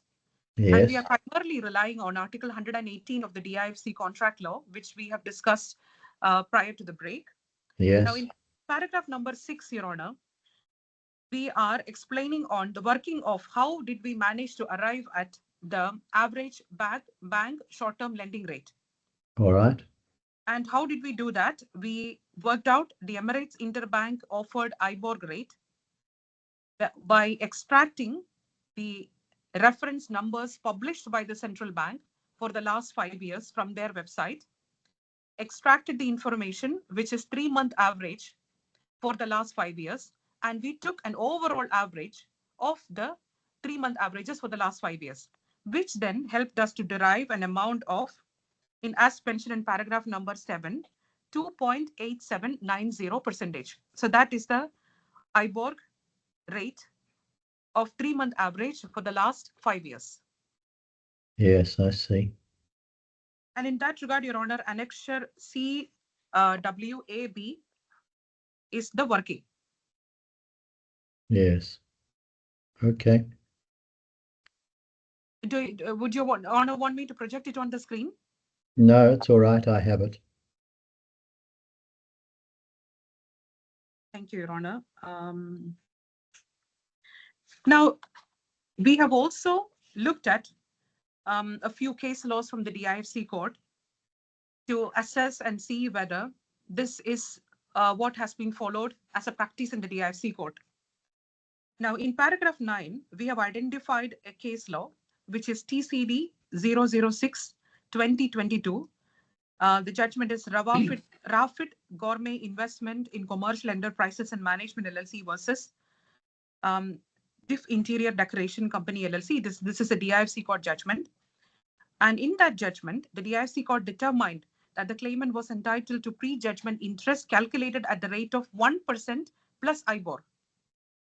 The court in that case adopted this approach to reflect a fair and commercially reasonable rate consistent with prevailing market lending rates within the UAE, thereby ensuring that the claimant was adequately compensated for the time, value of money during the period of non-payment. A copy of the judgment is filed as CWAB3. Yes. In addition to that, we have also produced 4 other judgments. A judgment issued in 2018, Amira Seafoods, International DMCC versus and AK Global. Again, I think it would be better to project those judgments on the screen so I can take your honor through the relevant paragraphs. It is paragraph 9. Yes, Your Honor, I think that would be all right. That would be helpful.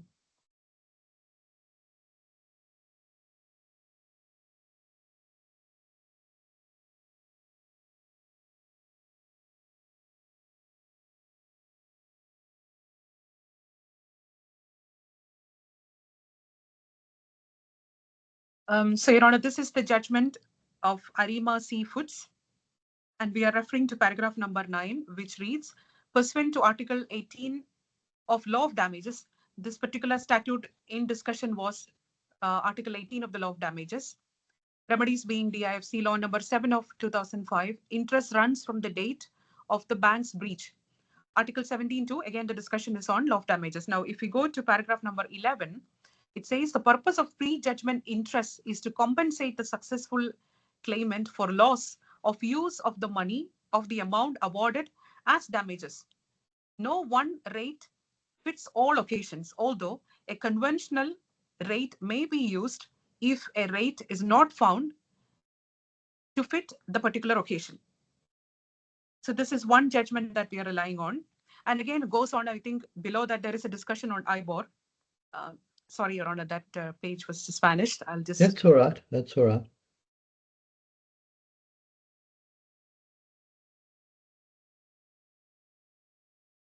Yes, so there is no evidence of how Amira might have used the amount awarded to it. I do not think Amira's proposal is proportionate to the payment of damages to the DIFC.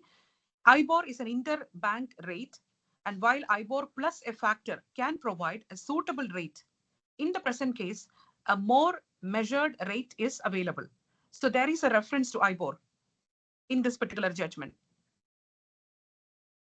Now, if we move to the next judgment, that is ASW Hospitality AG versus MAG of Life Free Zone LLC, again, another DIFC judgment issued on 2nd April 2025. I would just take a moment to project that also on the screen. The relevant paragraph is paragraph number 2 from the judgment, which reads, MAG must pay ASW pre-judgment simple interest on the principal sum awarded in the judgment, namely 81 million odd amount, from 7th March until 1st October at the rate of IBOR plus 1%. In the absence of the parties' agreement on the quantum of pre-judgment interest within 7 days of this order, the registry is to decide the figure within 28 days of this order. So now, the only thing that is outstanding is to arrive at the precise amount. However, the formula is crystallized in this judgment, which is IBOR plus 1%. Likewise, in the same judgment, paragraph 25 is also relevant. Now that we are on this judgment, I would just quickly read through. In the case, interest on the pre-judgment interest awarded above, such interest should not run from 28 days after this order, by when the quantum will have to be resolved. Obviously, because the quantum had to be decided between the parties, and therefore, then moving on to the next paragraph, which is MAG must pay to ASW pre-judgment simple interest on the principal sum awarded in the judgment, namely dirham 1 million, from 7th March 2024 until 1st October at the rate of IBOR plus 1%. So precisely, the judgment is summing up by concluding that the reference point can be IBOR plus 1%. Now, moving on to the third judgment that we are relying on, it is Istar Capital Limited versus Odacea Capital Limited, again a DIFC court judgment, which talks about pre-judgment interest. And I'll just take a minute to project that judgment also on the screen, Your Honor. If you look at paragraph number 20, I mean, from the beginning, if we can just verify that this is the judgment is Istar Capital versus Odacea Capital Limited. And if we move on to paragraph number 20, in respect of interest, the claimant seeks an award on a compensatory basis from the date of the defendant's breach. It relies on both common law and DIFC principles, citing Sempra Metals Limited versus Inland Revenue Commission and Article 17.3 of the DIFC Law number 5 of 2005 on damages and remedies. The discussion is more on law of damages because here the interest was made more on a compensatory basis. Now, 21 is also relevant. The claimant quantifies in the pre-judgment interest at euro 1 million as of 25th March 2025 and claims additional interest at the daily rate of euro 500,000 odd amount until payment. It also seeks post-judgment interest at 9% per annum pursuant to practice direction number 4 of 2017, which is the same practice direction we are also relying on for the post-judgment 9%. Last but not least, we have one more case on the payment part, the interest part, which is AS World Group Holdings Limited versus SEDDIQ Barakat.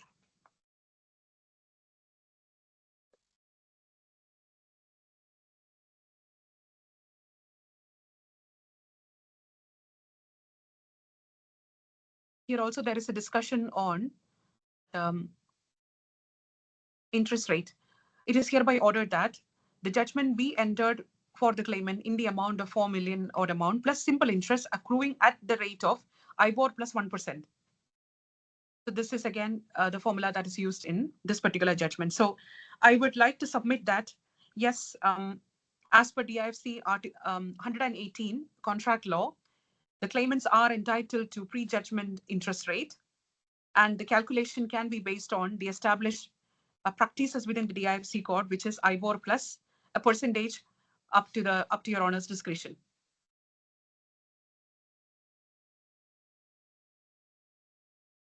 Now, I would like to also, before I conclude, quickly touch upon the legal cost aspect, Your Honor. I was intending to deal with the question of costs after I have delivered judgment on the issue of liability and, if relevant, quantum. But perhaps you can make some general comments. Yes, Your Honor. So I would not be going into so much detail. We just wanted to bring Your Honor's attention to RDC, part 2038, Your Honor. Yes. 38.23. There are certain conditions that the court has been invited to look into while considering the cost considerations. One of which is the conduct of all the parties, the importance of the matters to all the parties, the amount or value of the money or the property involved, and the time spent on the case. So I would like Your Honor to keep the guidance under RDC 38.23 to be under consideration while considering the cost application. And why do I say so? I would like to just quickly take Your Honor through the procedural chronology. If Your Honor would look at the CMC order, there were specific timelines agreed for compliance or certain procedures in the case. Like, for example, if I take Your Honor to 908 of the bundle, that's where the CMC order is. For what purpose are you doing this? And by that, I mean this.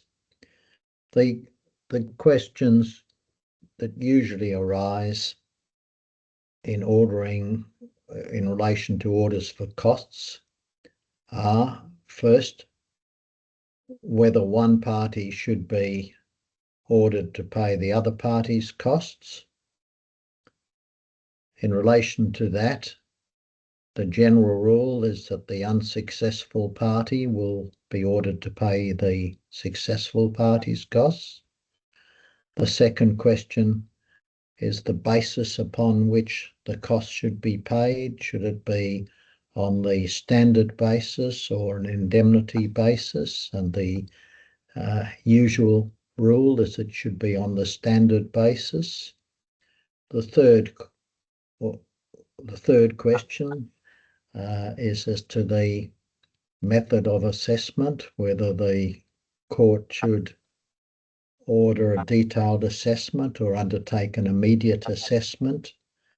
The usual course is to order a detailed assessment because the court generally is not in a position to go through all the detail of the costs and make an immediate assessment. The fourth question is, if the court orders one party to pay another party's costs and that the costs are to be assessed, then whether the court should order an interim payment, and if so, for how much. Now, those are, I think, basically the cost issues. Now, yeah, grateful for. So if there's some particular matter that you would want to raise, and let me run through those briefly, I would assume that if the claimant is the successful party, then you would argue that the defendant should pay the claimant's costs. On the second question, I don't know whether you would be pressing for costs on a standard basis or an indemnity basis. But if you were the successful party, and if you seek to have the costs on an indemnity basis, that's a matter I would deal with after the delivery of judgment, not at this time. Similarly with the other questions. So having given you that outline, are there any matters that you want to raise with me now? Yes, Your Honour. So, Your Honour, addressing the issues related to the cause in the order in which Your Honour has just listed down to me. Yes, it is our position that in this particular case also, if the claimant succeeds, the cost should be assessed on the basis of cause follow the event, meaning the unsuccessful party should be made to bear the legal costs of the successful party. That is our position. Yes. It is also our position that we would request for the cost to be assessed on an indemnity basis, because there were clear dilatory tactics deployed by the defendant, which prolonged the proceeding which started in 2023 until October 2025. And we believe the judgment may take another few months. So looking at the time that is spent in the case, especially the defendants stand on producing an expert report for which they sought multiple extensions of time, yet after not having an expert report submitted in the proceeding, has to be looked into. So there were certain contexts. All right. Well, again, I think you've foreshadowed your position. So both the court has notice of that, and Mr. Whitehead has some advance notice of it, but your detailed submissions on that point you can make after I have delivered judgment. Yes, Your Honour. So otherwise, I do not have any further submissions on the cost. I would say that it should be a detailed assessment. Both parties can do the submissions of the cost on which a cost order can be separately made after having consideration of the cost submissions. All right. That concludes my my closing submissions, Your Honour. So I would just conclude by highlighting the reliefs that we are seeking from Your Honour today. Our first relief is that to direct the defendant to remit an amount of 16,030,000 dirhams as per clause 3.1 of the SSPA. And we also seek a direction from Your Honour to issue an order to the defendant as requesting them or directing them to pay post-judgment and pre-judgment interest on the full amount of 16,030,000 dirhams.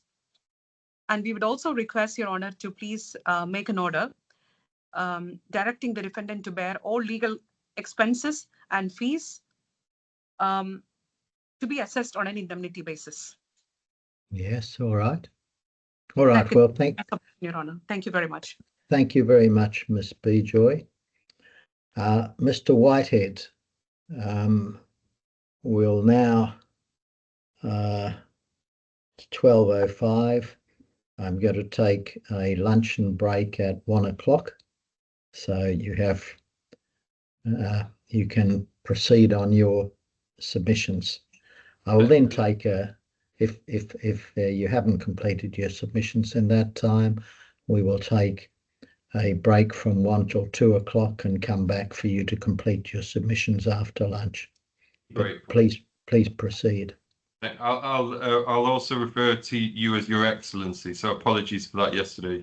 That's all right. It used to be. I'm sure you're probably aware, Mr. Whitehead.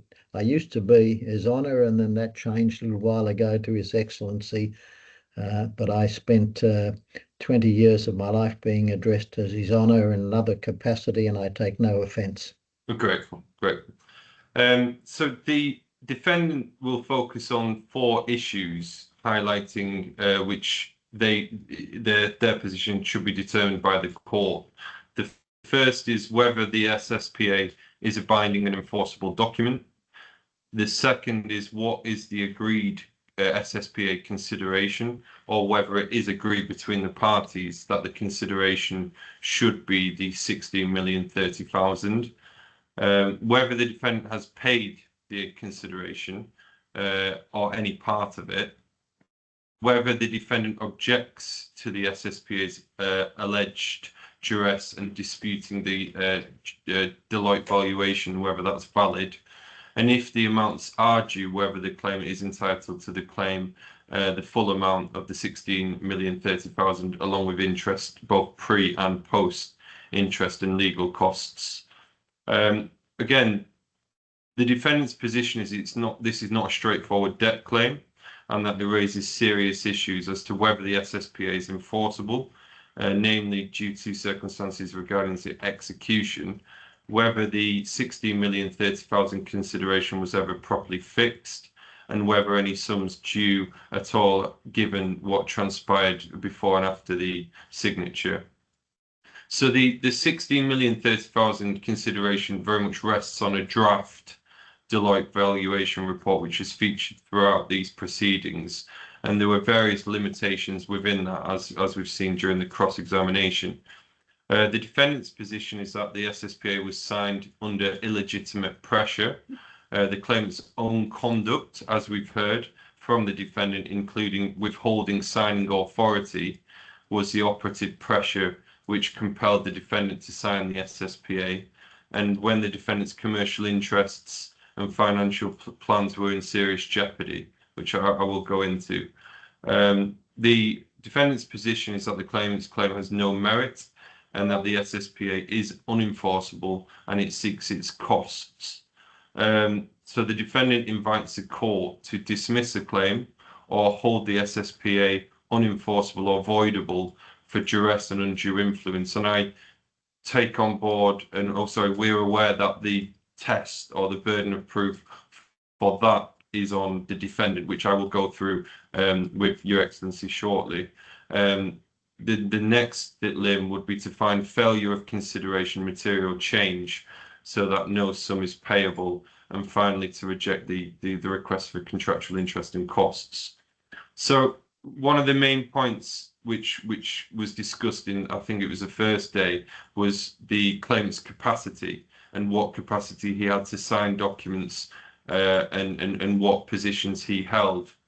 So the defendant's position is that the claimant refused to sign key documents and contracts, which obstructed several business opportunities. Now, I'm sorry, you're addressing now, I thought you were going to address capacity, but that seems to be you're embarking upon matters that go to duress. What are we addressing at the moment? So I was going to just set the scene in terms of, and then go on to duress shortly, if we may. Yes. Yeah. So again, so the defendant's position, as we heard yesterday, was that the claimant refused to sign the key documents and contracts prior to the transfer of the shares, and during which time the claimant was a 70% shareholder and authorized signatory of Atlas Dynamic Electronic Systems. So both, as we've heard, both the claimant and the defendant were required to jointly sign the military contract. and it involved providing a bank guarantee to secure financing facilities for the project. So the claimant's refusal to sign these documents placed the defendant under significant pressure in order to ensure completion of the project. We heard yesterday that Mr. Waller, on behalf of the witness, the factual witness of the claimant, contends that a power of attorney was granted to the CEOs of the subsidiary companies, which authorised them to sign the contracts and manage the day-to-day operations, while the claimant oversaw only the parent company, the Atlas Group. However, the defendant's position is that the power of attorney did not authorise subsidiary company CEOs to manage such banking facilities or act as authorised signatories for bank processes, and the claimant instead used the signing of financing documents as leverage to pressure the defendant into executing the SSPA. So can I just say the illegitimate pressure that was applied by the claimant, do you say that is the claimant refusing to sign some financing or bank documents in relation to the contract for the military project? Did I understand that correctly? Correct. Well, as you know, illegitimate pressure can take one of two forms. So illegitimate economic pressure can take one of two forms. It can be lawful or unlawful. Where it is unlawful, that means that the action or threat by the claimant is unlawful. That is a breach of contract or a breach of some other duty. Alternatively, the illegitimate economic pressure can be lawful. That is, it doesn't involve any action or threat which is a breach of contract or breach of other duty, but which is of such a nature and degree that it is illegitimate. Now, in this case, which is it? Is the conduct of the claimant of which the defendant complains lawful or unlawful?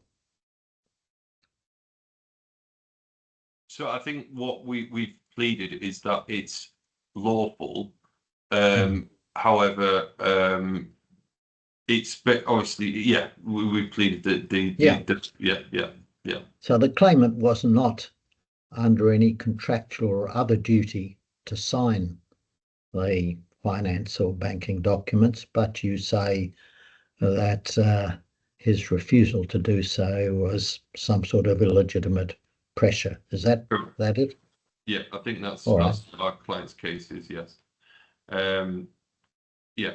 So again, just colouring the picture in a bit more. So for approximately 6 months leading up to the SSPA, which was signed in January 2019, the claimant was a 70% shareholder and director, and our position is that he was in breach of his fiduciary duties by refusing to sign certain key documents and failing to act. Which documents? So I think it's the key banking documents which the defendant referred to yesterday. Yes, the problem I have, Mr. Whitehead, is that the defendant referred to them in very general terms at a high level of generality. He has not, for example, produced the documents. He's not produced a document and said, this is the document which was presented to the claimant, and he refused to sign it. Nor has he given any evidence of the particular documents, the nature and content of the documents.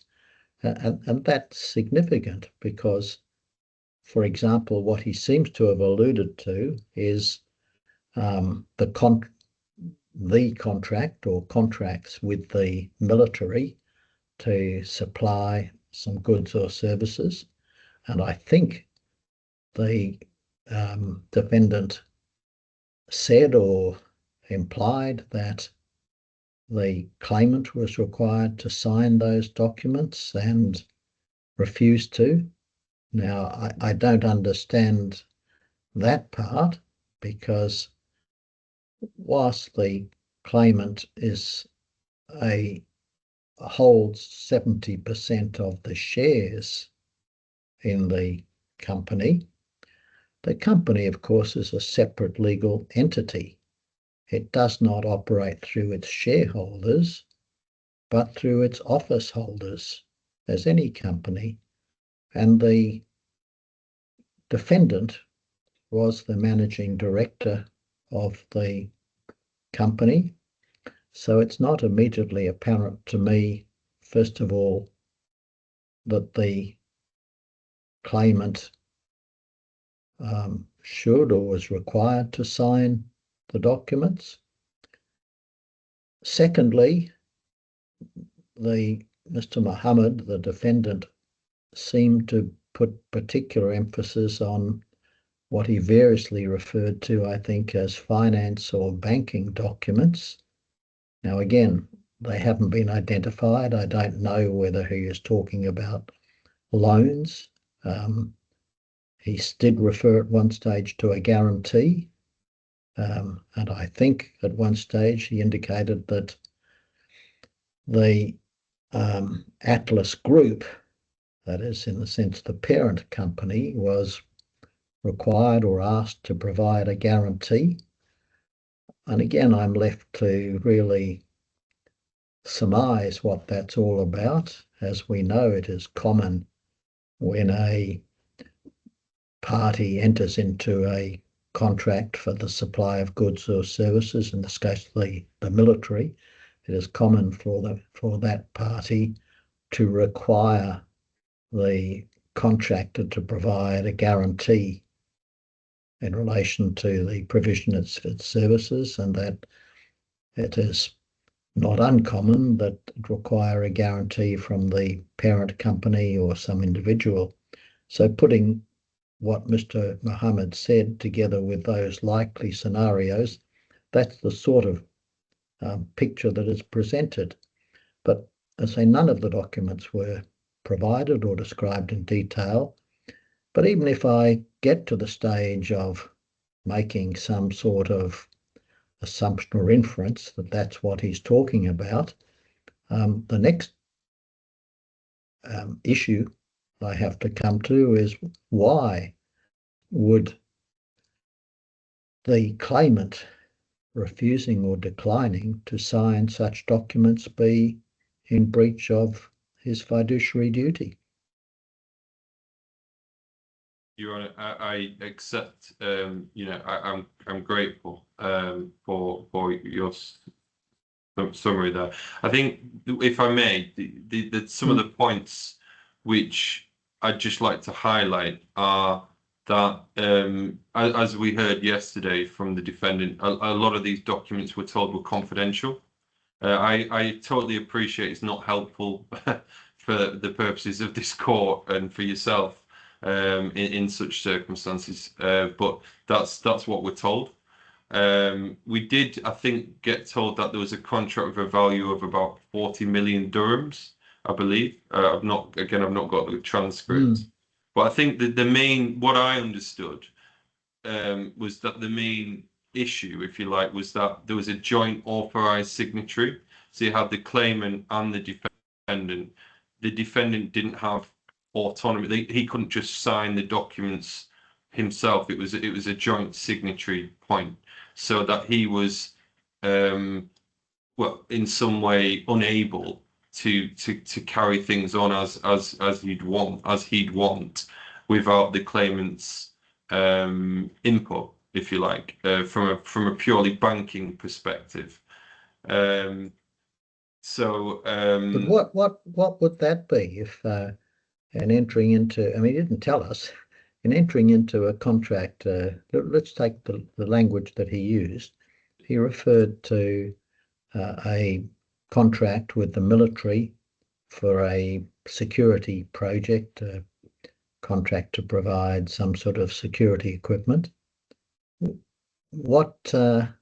Now, that contract is not a banking contract. That doesn't give rise to questions of joint signatories on a bank account. Well, what is it that the claimant was required to sign? He just hasn't told us, has he?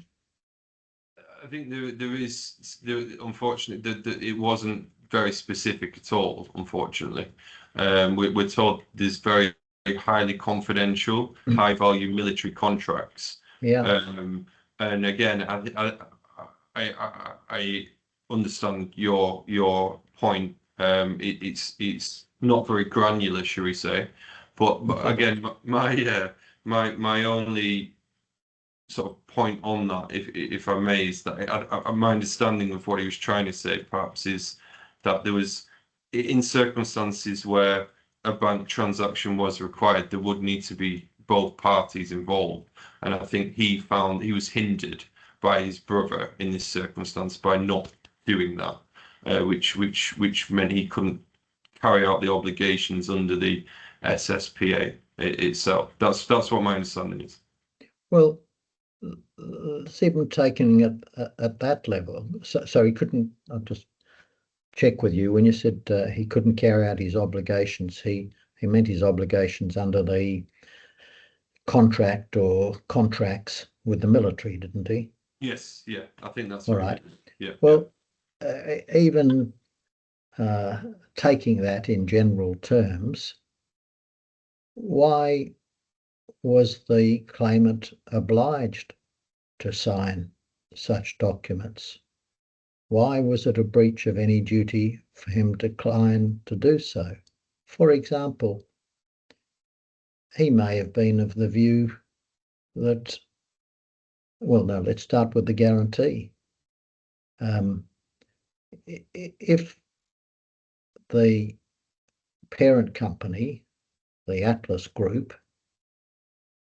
was required under the military contracts to give a guarantee, which at one point Mr. Mohamed said, why is the claimant under any duty to provide that? It may have put Atlas Group at risk of a $40 million payout. Why is he obliged to do that? Why is it even more a breach of fiduciary duty, presumably owing to the company, not Atlas Group, but to Atlas Dynamic? Why is it a breach of his duty to that company for him to decline in his capacity as a director of, or principal director of Atlas Group, for Atlas Group to give a guarantee? Those are the sort of issues that I have to grapple with. Yes, yeah, I agree. Just again, my understanding was the claimant was the majority shareholder, and he was the director, and then he was chairman of the board of directors. Again, understanding is that the project wouldn't go ahead because there was no guarantee whether the project would be completed. So the guarantee was required. I think that's what was understood. And again, it being in the best interest of the companies as these projects would increase the profitability. But it would also put the company at risk. So again, that's a business judgment, isn't it? It is quite, yeah. All right. So it does go both ways, frankly. I think the only one other point before I move on to my next submission on this is that given the nature of the business and the growth of the company, I think that we would say that by not signing the contract, we would say that that could potentially hinder the stability of the company. But it does go both ways. You're quite right. Yeah. Okay, I'll move on. So again, what we would say on this is that the duties included acting in the interest of the company and exercising powers for the proper purposes, avoiding conflicts and not preferring personal interests over the company's, to exercise due care and skill, and to cooperate to enable the company's business to be carried on and the contractual objectives to be performed. The claimant's obligations, where the company's trading and reputation were potentially vulnerable, we would say that the duties require the claimant to not obstruct performance, excuse me, and critical steps on to weaponize corporate authorizations to extract advantages. So, as we heard from the defendant during cross-examination, in the 6 months leading up to January 2019, the claimant repeatedly refused or unreasonably delayed signing essential corporate documents, which, excuse me, just 2 seconds, which caused, increasing high-value tenders and awards and contract documents. So the defendant's position. But none of that, Mr. Whitehead, am I right in thinking or recalling that the only contractual documents which Mr. Mohammed, the defendant, identified as not being signed by the claimant were documents relating to this military contract? I think again I think that was what I understood as well. Yes. Yeah. All right. I mean, we need to check the transcript, but that was my understanding. So the defendant's position is that the claimant the conduct caused a sustained operational paralysis, and these time-sensitive bids could not be progressed, and letters of award could not be converted. Client relationships were strained, and banking counterparties lost confidence. So, as a result, obviously, the conduct coincided with finalisation of the SSPA, and we would say the court would be able to infer the withholding of signatures was used as a leverage tactic to procure agreement on the share terms, the share sale terms itself, rather than a decision, any other decision. So, in terms of the facts and the elements of breach, we would say first, the claimant's refusal to exercise the documents necessary to preserve the advance of the company's business was not a decision for the company's benefit. We would say the power to sign or withhold corporate approvals was exercised for an improper purpose. We would say third, the refusal and consequence. What was that improper purpose? Well, it was rather than promoting the success of the company. Yeah. Sorry, but what purpose was it exercised? What was it that the claimant sought to do? What was his purpose? Well, I think what the defendant's position here is that he's saying that it was all. He used the word to dry me out. Yeah, I think that was used quite a lot, wasn't it? Yes, it was. But unfortunately, I don't think he put that in his witness statements, and he didn't give any. Again, he made that statement in those high level and emotive terms, but he didn't condescend to give any details of that beyond, I think, the references to the military contracts and project. I don't think he condescended to any other detail. Yeah. And as to the purpose,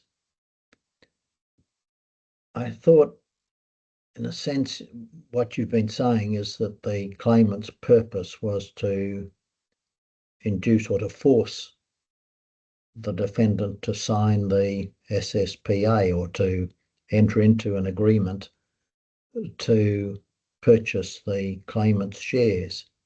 But against that, Mr. Mohammed's evidence was that the claimant initially, or the claimant was trying to induce or requesting that the defendant sell his shares to the claimant. And it was only then when the defendant refused that course that then the claimant moved to the course of an agreement for the defendant to purchase the claimant's shares. So it's a bit mixed, isn't it? I think it is. It's a bit muffled and mixed, as you've said. But it's. I mean, look. I think what we're trying to say here, what the defendant's trying to say, is that these projects and future projects were evaluated for the valuation of the company. I think we heard that from the defendant yesterday in the Deloitte report, And one of the limitations of the report is that the business plan of Atlas Dynamic was contingent upon the capability to successfully finance and deliver projects which are in the pipeline. And then any failure to deliver one of these projects would result in adverse impact to management's business and the key relationships and material effects the concluded value. I think that's generally what he was trying to say is my understanding. And on this, one of the elements of duress at common law, at least in England, is that in addition to the, in this case, claimant applying legitimate pressure, another element is it not, that the defendant should have had no other alternative but to execute the agreement, in this case, the SSPA. But in this case, he did have other alternatives.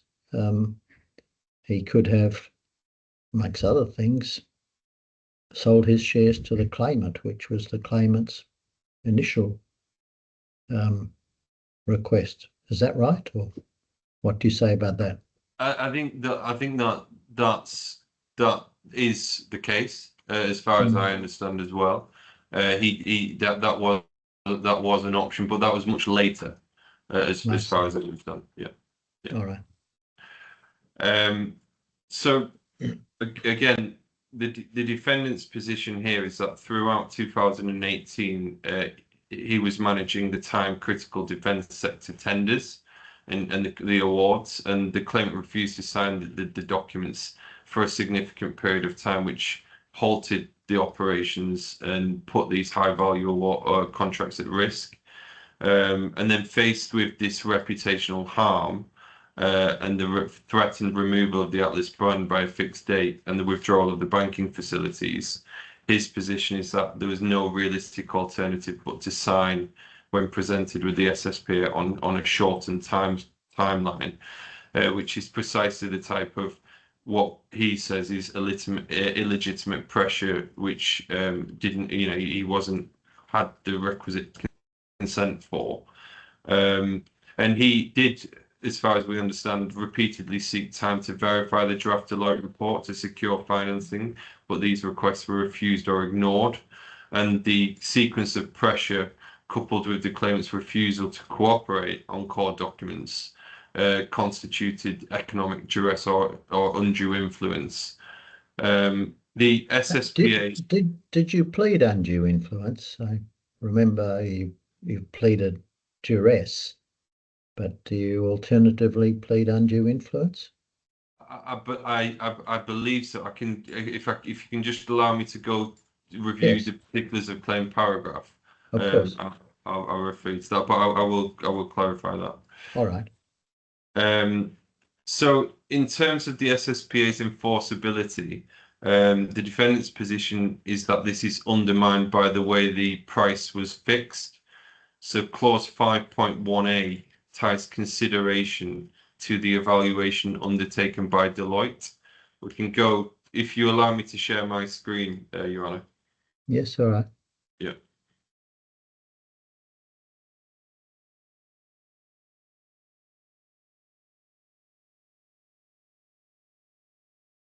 So here, if we've seen this clause 5.1a, so this specifically ties consideration to the evaluation undertaken by Deloitte.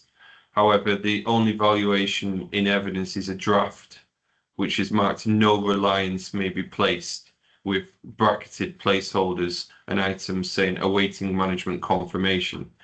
But that clause is a standard clause put in by the report provider to the effect that nobody can place reliance on what the report provider provides, so that you can't sue the provider. In this case, it's for the protection of Deloitte's. That's the meaning of that clause, isn't it? I think so. I mean, it is quite. It's a professional. You know, we have that in our legal opinions as well. That's right. So, and it doesn't mean that you that your legal opinions are not conscientious, diligent, and the best you provide. Similarly with Deloitte's.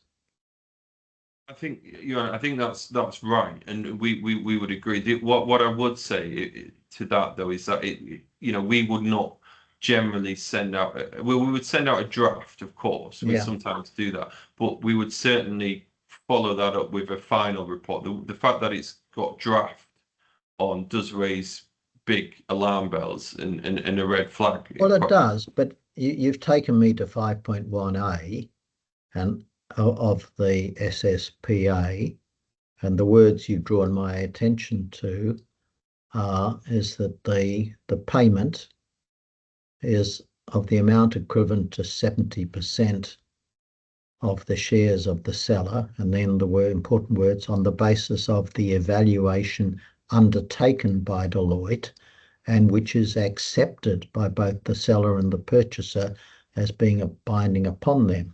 Now, some points about that. The parties agree that they have accepted the evaluation undertaken by Deloitte. That necessarily must be the report, headed draft report, because there was no subsequent, at the time of executing the agreement, that was the only evaluation by Deloitte. And as a matter of interpretation, the reference to the evaluation undertaken by Deloitte must be the draft report, and the parties agree that they accept it, regardless of what qualifications Deloitte's may have put upon it, and so on. Isn't it the critical point that the parties have agreed to accept it? I recall you made the point on the first day, and I also asked the defendant this specifically during re-examination, if you recall, and he gave his position. I would just like to draw your attention to page 168 of the bundle. 168. Yeah.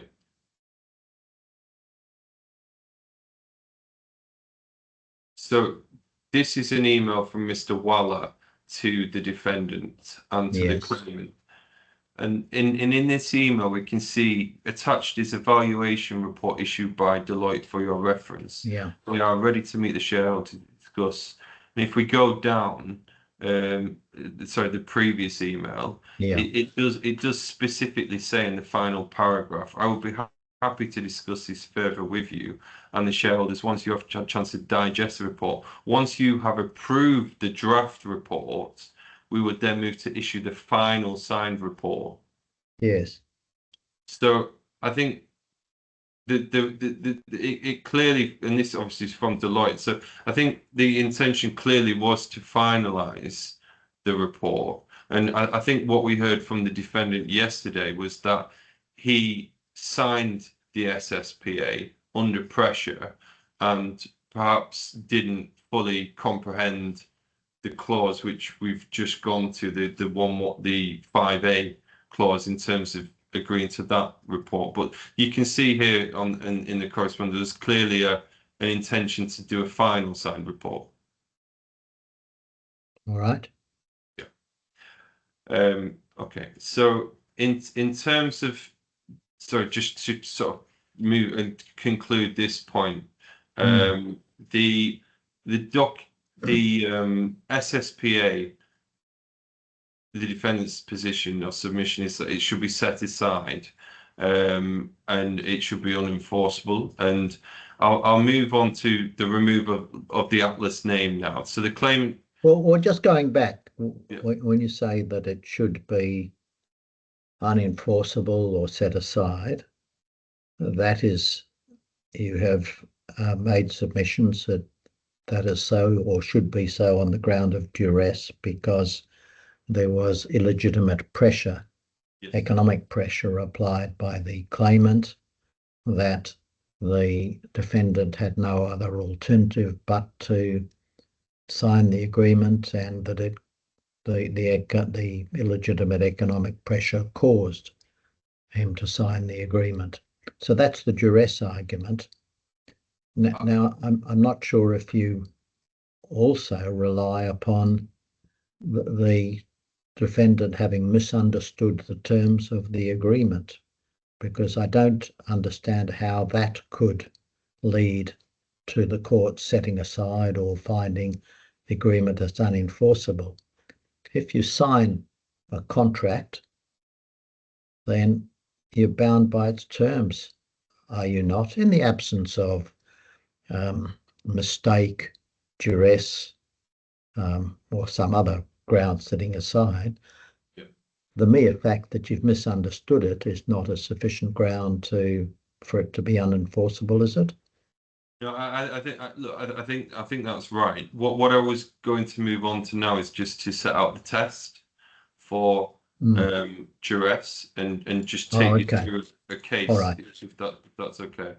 Yes. I'm sorry if I'm it's preempting you. No, it's fine. So if I can bring up the case, can I bring the case up on my screen? Well, what page is it in the bundle? I'm looking at it. This case isn't in the bundle, Your Honour. Oh, okay. Yeah. All right. So put it up on the screen then. Yeah. So this is the case of Pakistan International Airlines Corporation versus Time Travel UK Limited. Yes. I'll just take a go. So we're looking at paragraph 78. And just give me the citation for the case. Sorry. It is 2021 UK SC. So it's a Supreme Court. Yeah. Yes. 40. Yes. It's 40. Yeah. Thank you. If we can go down to paragraph 78 and 79. So this essentially the essential elements of duress. So in paragraph 4. So where it is alleged that one contracting party has induced the other contracting party to enter into the contract between them by duress, the case law has laid down that there are two essential elements that a claimant needs to establish in order to succeed in a claim for rescission of the contract. The first is a threat or pressure exerted by the defendant that is illegitimate. The second is that illegitimate threat or pressure caused to the claimant to enter into the contract, cause the claimant to enter into the contract. And also we've got obviously Lord Gough. So it's now accepted that economic pressure may be sufficient to amount to duress, which would entitle a party to avoid a contract, provided at least that the economic pressure may be characterized as illegitimate and has constituted a significant cause inducing the plaintiff to enter into the relevant contract. And then it's 79 is also important that in the context of economic duress, but the position appears to be different in respect of other forms of duress. There's a third element. This is that the claimant must have had no reasonable alternative in giving in to the threat or pressure, which I think Your Honour referred to earlier. Yes. So just dealing with these three elements in turn, if I may. The first, a threat or pressure exerted by the defendant that is illegitimate. So the SSPA was signed under commercial pressure, which was created by the claimants to refusal to sign key company documents at a crucial time with the defendant, pressed to sign now and sort out later, essentially. And we've heard there was without Arabic legal advice, and the evidence which was given by the defendant during cross-examination yesterday, where the defendant claims that the SSPA obligations, specifically the removal of the Atlas brand and the banking facility, amounted to this commercial pressure and duress, forcing the defendant to sign into the SSPA on unfavourable terms. So the second limb is the illegitimate pressure or threat causing the party to enter into the contract. So the defendant's position here is that essentially he had no option but to negotiate. He had been asked to sign into the SSPA and had to do so. obviously there's a family relationship involved, and we understand that the defendant had asked the claimant have stopped signing any checks from the time of the Deloitte report until the SSPA was signed. So there was clear pressure, and the claimant's refusal to sign the checks and the contracts just amounted and created this commercial pressure or pressure on the defendant to agree the terms which are laid down in the SSPA. Now, the third point was there any reasonable alternative, which I think Your Honour's referred to. So we've heard the claimant's counsel say that the defendant had a reasonable alternative rather than giving into the pressure, as you know, they was ready to fund the military project. I think it was Tower Zone they referred to. However, the defendant's position is that the finances of the project were to be undertaken by the claimant under his duty as a majority shareholder and director of the company. So the claimant's obligations and the defendant, it was the claimant's obligation essentially, and the defendant had no alternative or reason to look for third-party investors to complete the projects when the obligation lied with the claimant. So the position here is that the claims that were other reasonable alternatives, or the defendant could have sold his shares to the claimant when he had the opportunity to do so. The defendant's position on that is that he did not wish to sell his shares when he was growing the company. That is what I understood yesterday from his submission. And he wanted to increase the profitability by a significant percentage. Essentially, he was invested in it, and he put his, you know, his heart and soul essentially into trying to increase a significant percentage. I think 300% was or has been referred to. So inducing the defendant to sell his shares is also, we would say, a commercial, some sort of pressure. And you know, the claimant cannot have it both ways, have the cake and eat it. So they can't claim that there was no pressure exerted by the claimant, but rather by the defendant's own actions. So we would say it should be considered that there's no emails supporting this position directly, mostly due to the parties being brothers and they communicate orally all the time. I think that's the etiquette which we understood, and the sort of nuances, you know, cultural nuances and how it went. I think the defendant did try to explain that in detail yesterday. And the defendant also explained that his brother does not communicate by emails at most times. So I appreciate, Your Honour, you know, there are certain documents which one might expect to be on the record, which are not there. But I think certainly a lot of communications were done orally, which perhaps might be why that is. We would also say that in terms of duress and lack of informed consent, there was a refusal to sign company contracts and tenders. There was a threat to remove the brand goodwill on an accelerated timeline, and the withdrawal of banking facilities to force signature of valuation.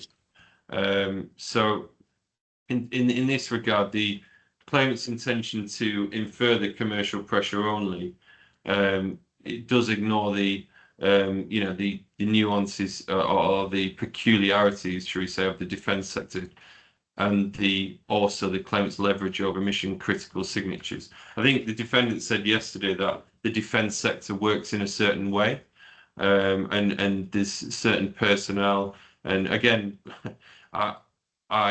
it's something I'm totally reliant on the defendant for, but there's certain conventions or certainly conditions upon which they act, and the testimony, as far as I understood, the reputation and the jeopardy was demonstrated in terms of making sure that he acted a certain way to avoid certain significant consequences, as he said yesterday.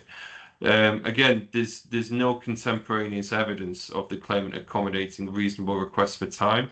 The claimant said numerous times that, you know, a long time was given, but there's no, as far as we understand, there's no evidence The only thing we're aware of is that there was a rushed execution and the claimant pressing ahead with notarization and corporate changes following that.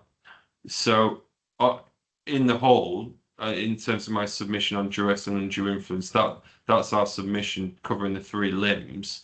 And we would say that there was a lack of free will. In terms of the Deloitte valuation, the objection, procedural and substantive, but the draft was contingent and it was incomplete, and on its face, it was caveated, as we've said, by management confirmations. We can clearly see that there was a final report which should have been produced or was to be produced. What happened after that time, is very difficult to determine. But there's certainly an email which evidences that. So that's my submissions on the duress and undue influence point, Your Honour. I'll move on to the next point, if I may. Yes. Your Honour, if I may please have your kind permission, Your Honour. Yes. Just wanted to bring it to your record that this judgment is not in the bundle, and this was also not a copy of this was not shared with us before. So we are seeing this judgment for the first time. Well, you will have, during the luncheon break at least, you can read it and see. I'm going to give you a right of reply, a short reply, in which the purpose, of course, is for you to make submissions about matters which you've not addressed and could not reasonably anticipate. So you can read that judgment during the luncheon break, and when it gets your turn to reply, you can make any submissions in relation to it. Grateful, Your Honour. Thank you. Yes, Mr. Whitehead. Yeah, Your Honour, I accept my learned friend's point on that. So we're in your hands on that. With no objection at all. So just move to the removal of the Atlas name. The claimant contends that the defendant is contradicting himself by removing the name Atlas immediately after the SSPA became effective in January 2019, despite having until December 2019 to do so. What we would say in response to what the defendant's position in response to this is that was the defendant required to remove the name? Yes. The defendant was required to remove the name Atlas pursuant to clause 4.1 of the SSPA. And if so, what was the timing of that?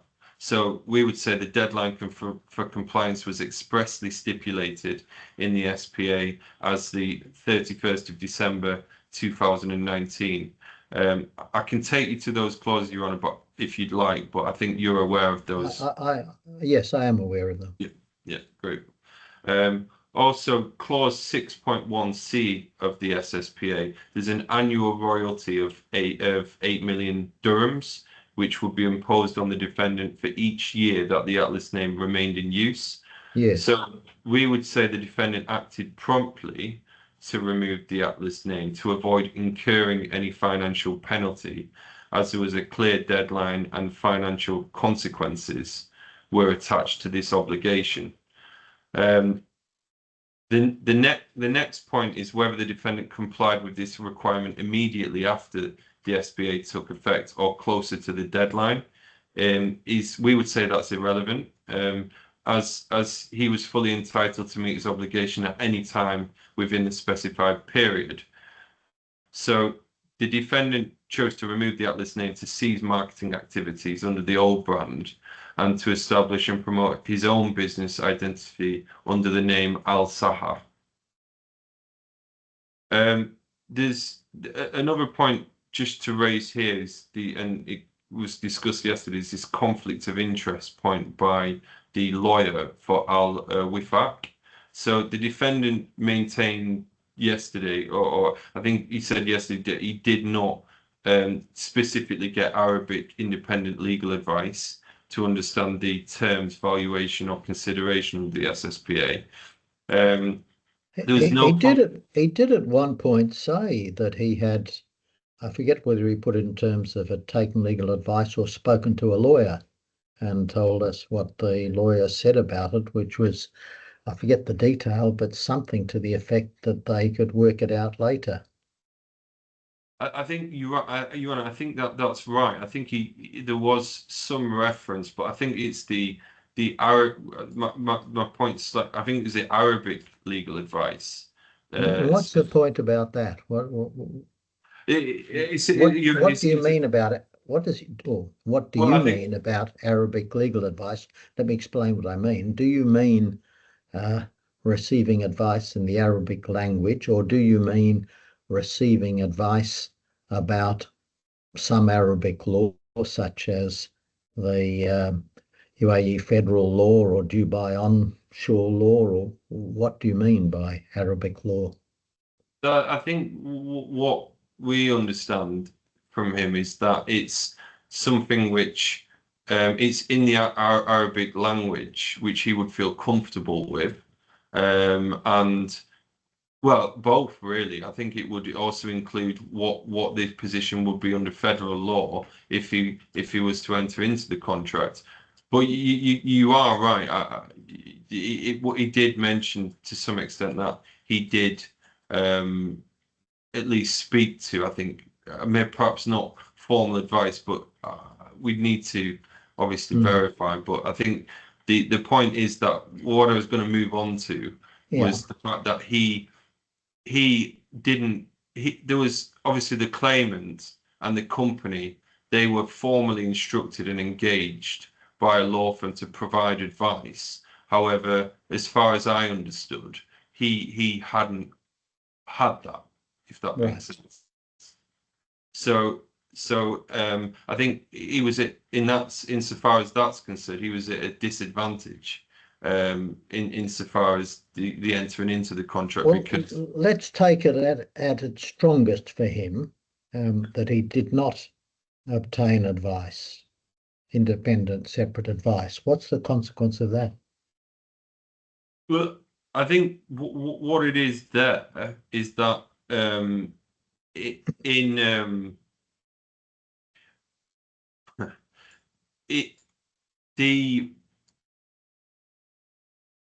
think the issue there is that by not obtaining that advice, he was just at much more of a disadvantage. And I think that it factors into, it dovetails into this commercial pressure point where so it's not a big point, to be quite frank, but it's just sort of colouring in the picture, if you like, of the whole the context, if you like, of what was going on at the time, as far as it's understood. I don't intend to make any sort of legal submissions on that, if that helps. It's just really just to provide some context from the evidence yesterday. So we also heard yesterday that the claimant put forward that the defendant was fluent in English and cited the graduation from an American university, interactions with international clients, and professional experience in Abu Dhabi Investment Authority.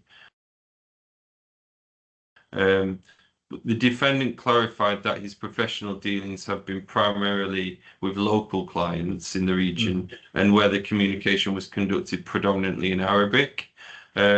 So while it's clear that the defendant can comprehend basic English and can communicate in English, he's not fully proficient. I think we even saw yesterday there was some times where it did take some time for him to take in the question and understand the question, and also there was some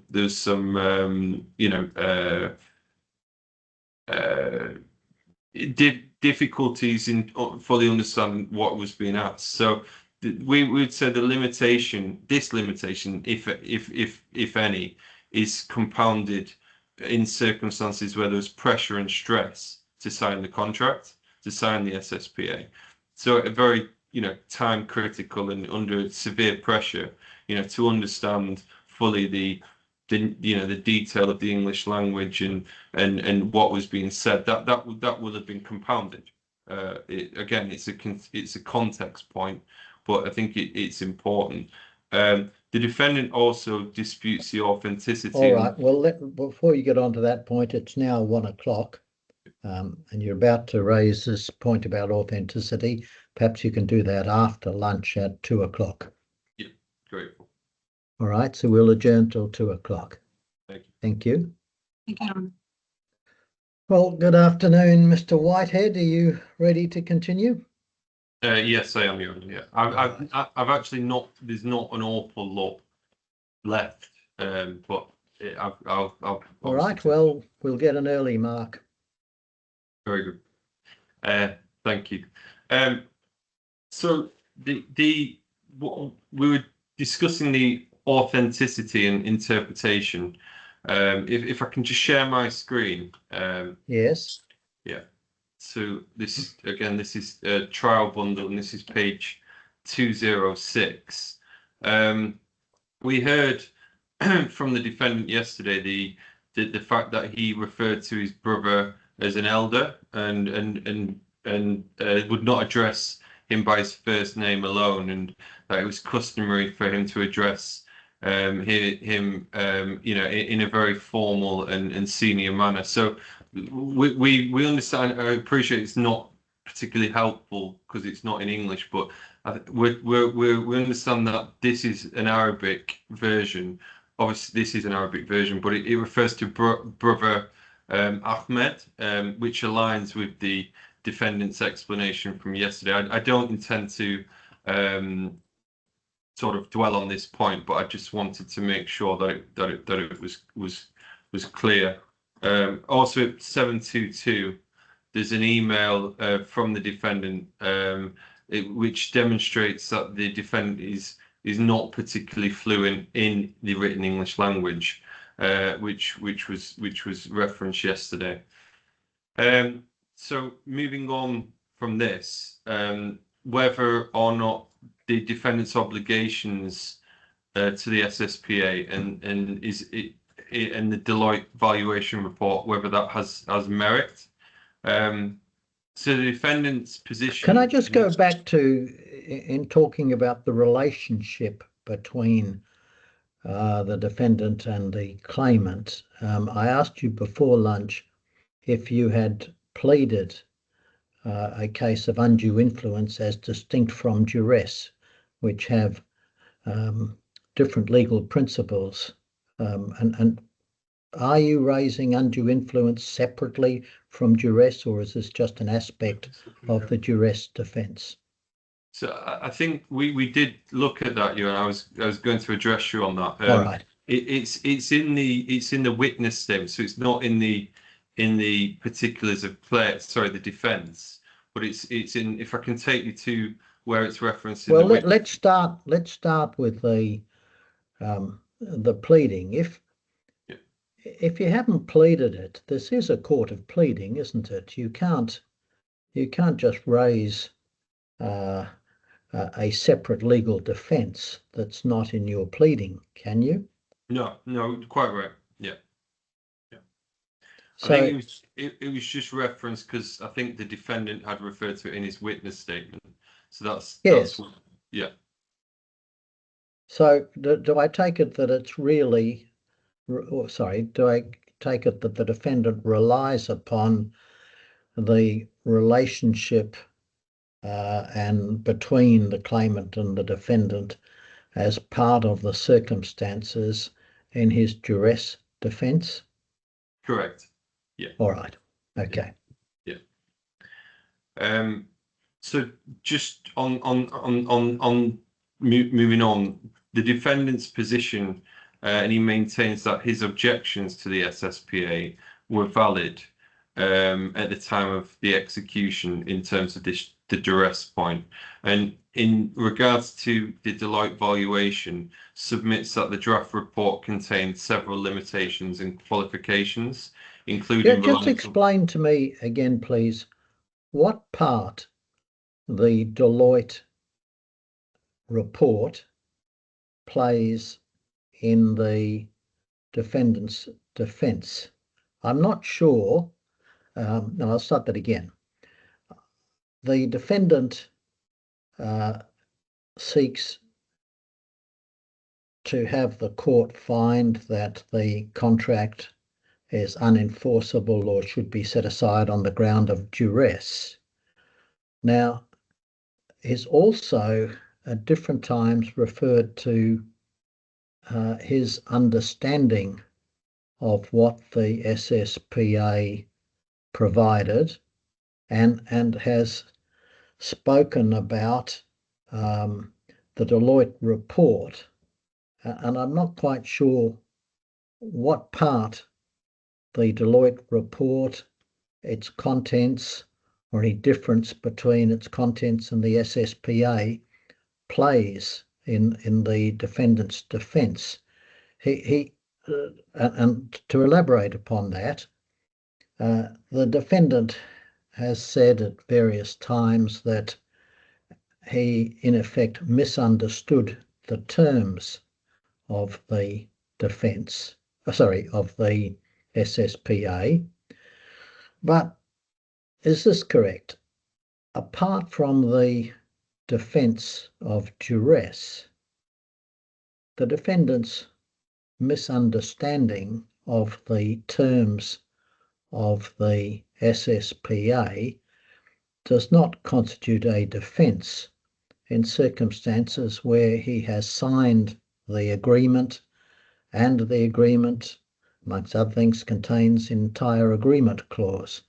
So, in the absence of the duress defence, the fact that he misunderstood the SSPA is not relevant. Doesn't constitute a defence, does it? Yeah, I think that's right, Your Honour. What I was just going to draw your attention to is, if I may, the Deloitte report itself. So I think what we're trying to say here, and in the defendant's position, is that there were several limitations and qualifications in this report, which include reliance, on future projects, which if not realised, would materially impact the company's valuation. So I mean, if we look here, we can see, there's obviously the procedures and inquiries do not include verification work or constitute an audit. I mean, obviously, as we've said, these are standard terms you'd expect. Yes. In any sort of report, be it legal or accounting. But certainly, what we would say is it's quite clear that it was a draft. And certainly in terms of future projects, that's the limitations. Yeah. And it's necessarily limited by the information which Deloitte's had available to it. Absolutely. That must follow. Absolutely. Yeah, correct. So what we would say here, I mean, it's probably bullet points 6 and 7. So we understand from the management that Atlas Dynamic holds a secured current order pipeline of 119 million, which has been incorporated into their business plan. We have relied on management's representation that this pipeline is secured. Should this not materialise, our considered value may be materially impacted. So as you quite rightly point out, they're relying upon the information which is given to them in this context. And similarly, both the claimant and the defendant received this report, were able to see the qualifications and limitations in it, and chose to accept it. Well, certainly that is a point which I'm sure the claimant would like to put forward. But I think the defendant's position on this is certainly that he sort of, as far as I understand from his testimony yesterday, relied on certainly as we've said, there was. We understood, and as per the email which I showed you earlier, there was going to be a final report issued, and that unfortunately wasn't issued. And it seems it's a bit opaque, unfortunately. There's not that a lot of correspondence in terms of what actually happened between the two brothers, perhaps because it was verbal. And again, this report was relied on, but I think the point we're trying to make is that there was certainly, it wasn't in final form, it hadn't crystallized, and there were certain limitations to it. And as we said earlier, there were commercial pressures on the defendant at this time to sign it. Yeah. All right. So in terms of again, there's just one other the point here, I think probably just to draw your attention to, which is the bullet point which starts, our valuation analysis is based on the financing structure of Atlas Dynamic as at the valuation date, and we have not considered any potential refinancing cost for a working capital facility that may require post-valuation. The draft report has been prepared using numeric tables, etc., etc. So the change in ownership and the removal of the Atlas brand name and the non-materialization of the pipeline military projects, the defendant would say collectively had a significant adverse impact or effect on the company. And its position is that it did not get any value out of the transaction because the removal of the Atlas name and did not get access to the banking facility. So I think that's the main point here, which I think the defendant made yesterday. If I can go to page 114, this is a claimant's obligations under the SSP. I think you asked me to address you, or at least consider this on the first day as well. So under clause 4, it's intellectual property and the use of the Atlas name. Here it says the purchaser undertakes, warrants and promises to remove the name Atlas from the company's trade license and from anywhere it is mentioned, whether on any legal, corporate or marketing material, no later than the 31st of December. And then it says, notwithstanding clause 8, the purchaser hereby undertakes, warrants and promises to inform all the various stakeholders of the company, such as its clients, its financial institutions, and any other related party, of the sale of the shares of the seller and its disassociation from the seller, Atlas, and its associated companies. So this obliged the defendant to remove the name Atlas from the company's trade license and from any legal, corporate or marketing material. And we can see it, obviously, clause 5.1c. It says, the arrangement by the purchaser of the transfer of all current banking facilities taken by the seller and his affiliate companies and establishments in favour of the company by no later than 31st of March 2019. A list of current facilities utilised by the company are attached at Schedule 2. So this obliged the defendant to transfer the banking facilities taken by the claimant in favour of Atlas. And it's the defendant's position that the removal of the Atlas name and the banking facilities would have likely diminished the valuation which was carried out by Deloitte, and the consideration amount is invalid consequently as a result of that. Well, let me ask you for your observations on this point. Under English and Australian law, consideration must be sufficient but not necessarily adequate. That is, the consideration provided by the claimant for the sale of his shares must have some value, but not necessarily, the consideration does not necessarily have to be equal if the parties agree to the exchange. Now, first of all, does the same principle apply under DIFC contract law? That is, the consideration must be sufficient but not adequate. And secondly, if so, then under the SSPA, there was some value to the consideration. And it's not relevant then, is it, that it's not equal to what was provided, the consideration provided by the claimant is not equal to that provided by the defendant.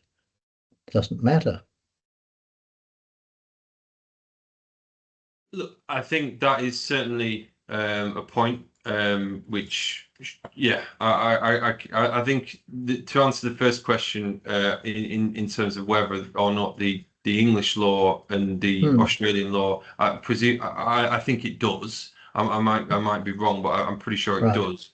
Yes. But I'd need to check that. But you're quite right. I mean, there is an issue here on that. But I think you know, certainly the defendant's position, you know, as far as we're instructed, is that the claimant's actions to not sign the documents and the project to not materialize, that, you know, the valuation would be impacted. But from a legal standpoint, I take on board your point. Yeah. All right. The other point the defendants has put forward is that it was only the claimants assert that was the defendant and Mr. Fahed, in his capacity as CEO of Atlas Dynamic, who provided information to Deloitte. However, the defendant contends that Mr. Waller also played a key role in providing information to Deloitte. Mr. Waller, in his capacity as CFO of Atlas Group, and his role involving reviewing budgets and the financial forecasting prepared by the CEOs and subsidiary companies and submitting these to the shareholders, which included the claimant. So Mr. Waller claimed yesterday that he had no involvement or interference in the Deloitte valuation process. However, this seems slightly far-fetched, and, you know, the defense position, it's unreasonable and difficult to accept this position, having been responsible for the reviewing the budgets and the financial data, it was clear that, you know, Mr. Waller was certainly instructed by the claimant himself in his capacity on that.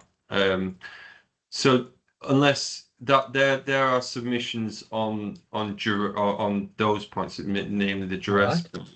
Right. What I'll now go on to is the interest point. All right. So just on this, just by way of context, and I'm not sure if you were aware of this, so if I may, at page 19 of the bundle, I'll put it up on screen now. We can see that the claimant actually saw interest of 12% originally. This was in the claim form, which was filed at the very outset of the case. So, and that was from the what page? Let me see, 19. This is on the claim form, is it? Correct. Okay. Sorry, Your Honor, apologies. It's the electronic filing sheet. Oh, okay. The particulars of claim, but it essentially forms the doc, you know, the claim, as it were, and that's on page 19. So that was submitted with the claim form and the particulars of claim. So we can see that was interest at 12% from 30th of the 6th, 2019. Yes. So then if we go to the particulars of claim, which is at page 31 of the bundle, we can see that's changed, or not changed, but a different amount has been sought, 9% from the same date. Yes. So on one basis, they're seeking 12, now they're seeking 9%. Now, you may have seen the witness statement, and if I can I put that up on screen as well? Yes, yes, you may. Yes. So here on the witness statement, it looks like they've changed tack again, and it's now, instead of 9%, it's now the EBOR rate, and I think it's a different rate anyway. I think it's interest at 1% plus the EBOR rate. Yeah. So again, there's a third sort of position on this. So although it's coming down rather than up, isn't it? True. Very true. Yeah. Very true. Look, I mean, obviously we'll respond substantively in the submission as you've granted. Right. But I just wanted to make sure you were aware of that. Okay. So you're quite right, though. It is coming down rather than up, which is always a good thing. as a defendant. So look, I mean, I don't intend to sort of dwell too much on the interest point in circumstances where, as I've said, you know, there's been cases which we've been provided with late last night, which we need to review thoroughly. And also, you know, we've been granted this permission to respond in writing. Yes. You know, I think it's probably sensible to give more substantive submissions in writing. But the only thing I would like to just point out here is that the claimant does now seek a prejudgment rate which is derived from the EBOR plus 1% across the entire 16,300,000 dirhams from September 2019, and has relied on these DIFC authorities. But we would say in response, again, preliminary, subject to the review, that these decisions do not prescribe a mechanical formula.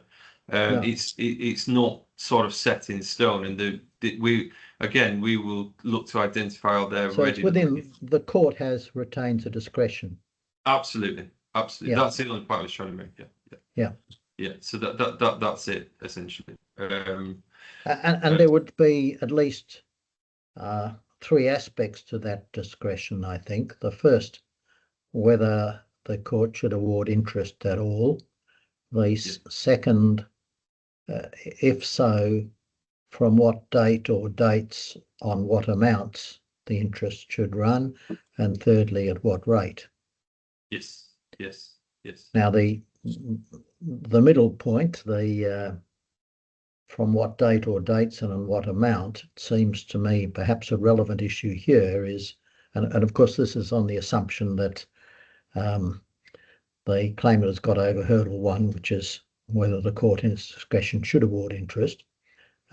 If the court does determine to award interest, it is likely to be in accordance with the general principle that where a party has been kept out of money to which it's entitled, it should get compensation in the form of interest for having been delayed in the receipt of the money. Now, that takes us to the second point. Might need to check, but so I think, and indeed I think what you just told me, Mr. Whitehead, is that what the claimant has claimed in its calculations is interest on the 16-odd million. Yes. From the date on which the whole of the 16 million became payable after the default notice had expired. Is that right? Correct. And it occurs to me there might be 2, again, assuming interest is to be awarded at all, 2 possible dates and amounts are the interest on the whole of the 16-odd million from the time when that 16-odd million became payable after the notice of default. Alternatively, the court might look at what the payment obligations were under the SSPA, which were to make the payments by a number of instalments. And at least theoretically, the court could look at how much what the claimant would have received on what date had the payments been made in accordance with the instalments under the SSPA, so that, for example, they should receive, I forget, each instalment was to be, does it tell us? Forget how much it was, but whatever the first instalment was, it might be that the court would calculate interest on the amount of the first instalment from the date on which the first instalment was due, and then go to the date of the second instalment and calculate from that date interest on the first 2 instalments, and so on. So that's another possible approach. Yeah. I think that, I mean, we would just say here that obviously, you know, we know the courts routinely trim interest periods depending on such things, and also that as far as we understand, there's not been a schedule of proof approach or like an actual interest calculation, as you've quite rightly pointed out, in terms of each limb provided by the claimant. And again, I mean, look, the no prejudgment interest, we would say, should be awarded until, as you quite rightly point out, the court determines that any principal is due, firstly, that the precise sums and dates of payment are identified, and whether on the evidences any acceleration was validly triggered, and when, Right. if at all. Yes. Yeah. So if we can go to, if I can take you to the bundle again at 114. Yes. This is the, and into clause 5.3. So this states that the purchaser shall procure that on or before 31st of December 2018, all indebtedness due from the purchaser or the company to the seller or any of his affiliates is satisfied in full with payment of all interest due thereon. So I think Miss B. Joy referred to this as some like an ability to claim interest. It's, you know, it's sort of a carte blanche. So we would say that this provision applies to indebtedness due under clause 5.1b of the SSPA, and nowhere in the SSPA does it provide for interest to be charged on the 16 million or so due. Yeah. Yes. Yes.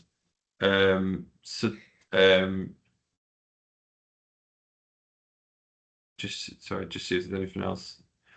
So we would just say that the SSPA is totally silent on charging any interest for delay in payment of the 16 million, and you know, and the claimant, you know, is managed, you know, so that's the point. So just to conclude, so that's my points on interest. In summary, then, just to conclude, the claimant's case, as we've seen, rests on a non-permissible, non-reliable draft report from Deloitte, which has got assumptions which we say have failed. Right. The defendant's consent and understanding were an issue. I think we've seen that yesterday, and the claimant's own conduct, the defendant would say, materially caused value and loss. So in terms of the defendant's position, its defense, it would invite the court to dismiss the claim in its entirety and to seek costs. And they're my submissions, Your Excellency. All right. Well, thank you very much, Mr. Whitehead. Now, Ms. B. Joy, do you have any submissions in reply? Thank you, Your Honor.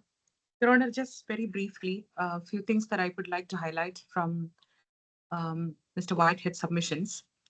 I understand that the thrust of the focus on today's presentation was on the concept of duress. And we have also been introduced a new case law in which different aspects of the duress was considered, which were illegitimate threat leading the parties to then enter into a contract. And I think the point that was trying to be overemphasized is even economic pressure can also amount to economic duress. Well, there's nothing new in that. That's been under English and Australian law. That has been the case for a very long time. Yes, Your Honor. So in that regard, I have also looked up under the DIFC law, and then I could identify a specific provision under the DIFC law, which is Article 41. And that which article? Article 41 of the DIFC contract law. All right, just wait a moment whilst do you know where I find that in the bundle? Yes, I will be locating the bundle number, Your Honor.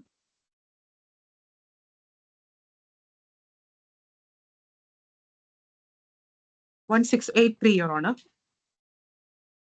1683.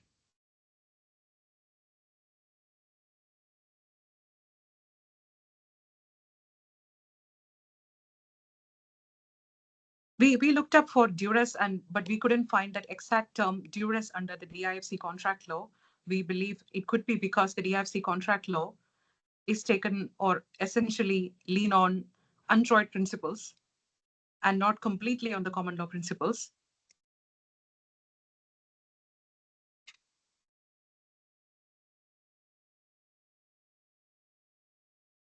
Yes, let me just read it again. Yeah. Sorry, is there a page? There is a page reference. It's 1683 in the bundle. Thank you. Okay, Article 41. Yes, Your Honor, and it reads. Let me just read it. Yeah.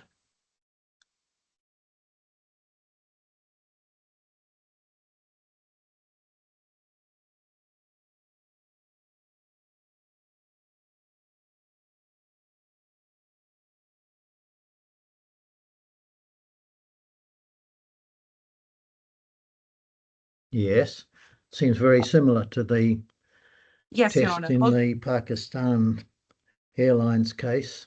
That's right. So the terminology, although it differs in the usages, however, it means essentially the same, meaning the threshold of has to be imminent and serious, and it should be unjustified threat. Yes. It does dilute, in a sense, what is provided under the duress and under the English law as compared to what is there under the DIFC law. Yeah. So we would highlight that when we look at the current case, based on these thresholds or the parameters that are laid down under Article 41 of the DIFC law, we would submit that there has not been any evidence that substantiated unjustified threat. There has not been any evidence that also substantiated the threat was so imminent and serious that it left the first party, in this case the defendant, with no reasonable alternative. In fact, the defendant himself has conceded to the fact that he had various alternatives, including the offer from Tawasun to come in as an investor. And there were also multiple investors with respect to whom he was mentioning in yesterday's trial. So it is therefore our submission that there has not been sufficient evidence drawn out to substantiate that there is a case of a duress in this particular case, and therefore the defendant's request for setting aside the contract on the basis that it is entered or the consent is being obtained through duress is not maintainable. All right. Also, Your Honor, there has been references to interest rates. I do apologize for the inconsistencies in the documentation. I realized when the Learned Counsel was taking us through the claim form that we did indeed claim for 12% in the covering sheet, which is a form that is appearing on the DIFC court website, and followed which in the particulars of claim we requested for 9%. And then in yesterday's witness statement, we requested for IBOR plus 1% starting from September 2009. We are in the hands of Your Honor in terms of how that discretion is to be exercised. Of course, we do agree that there are different ways to look at it as to whether or not the parties are entitled to, in which case our position is that as per DIFC Article 118, there is a definite right on a party to seek interest. So we would definitely highlight Article 118 from the DIFC law. Well, let me just look at it. When you say a definite right. Yes, Your Honor. 118. I'm not sure my screen.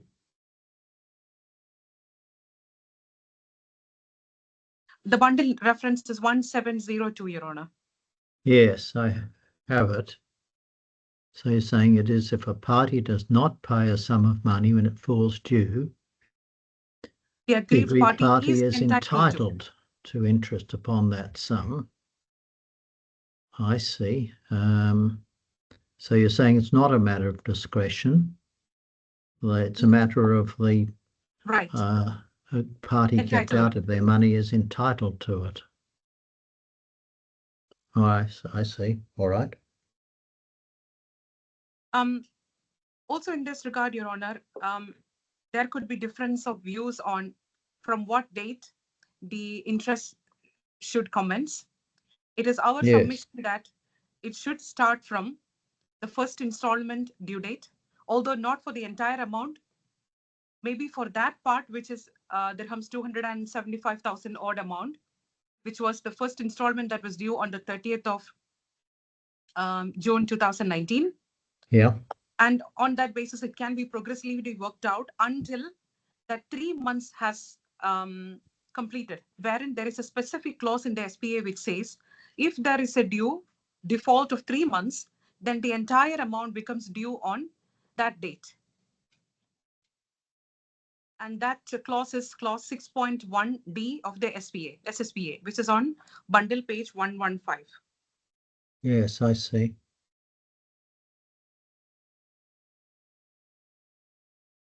Yes. It is also our position that, Your Honor, that yes, there has been several follow-ups. However, official notification through the Dubai courts was issued sometime in 2023. However, if you look at the intention of why Article 118 is there and what it provides for, it is my humble submission again that it shouldn't be withheld until the date the notice was issued, because there were periodic reminders going out to them and they knew that it was their responsibility to make the payment. And the fact is, until even as on today, they don't have the utilization of the money. Yes. So considering the compensatory nature in which Article 118 is drafted, it is my humble submission that the court may be pleased to consider the interest rates immediately from the first default date. Not for the entire amount, but for those amounts for which there has been a default. Yes, I see.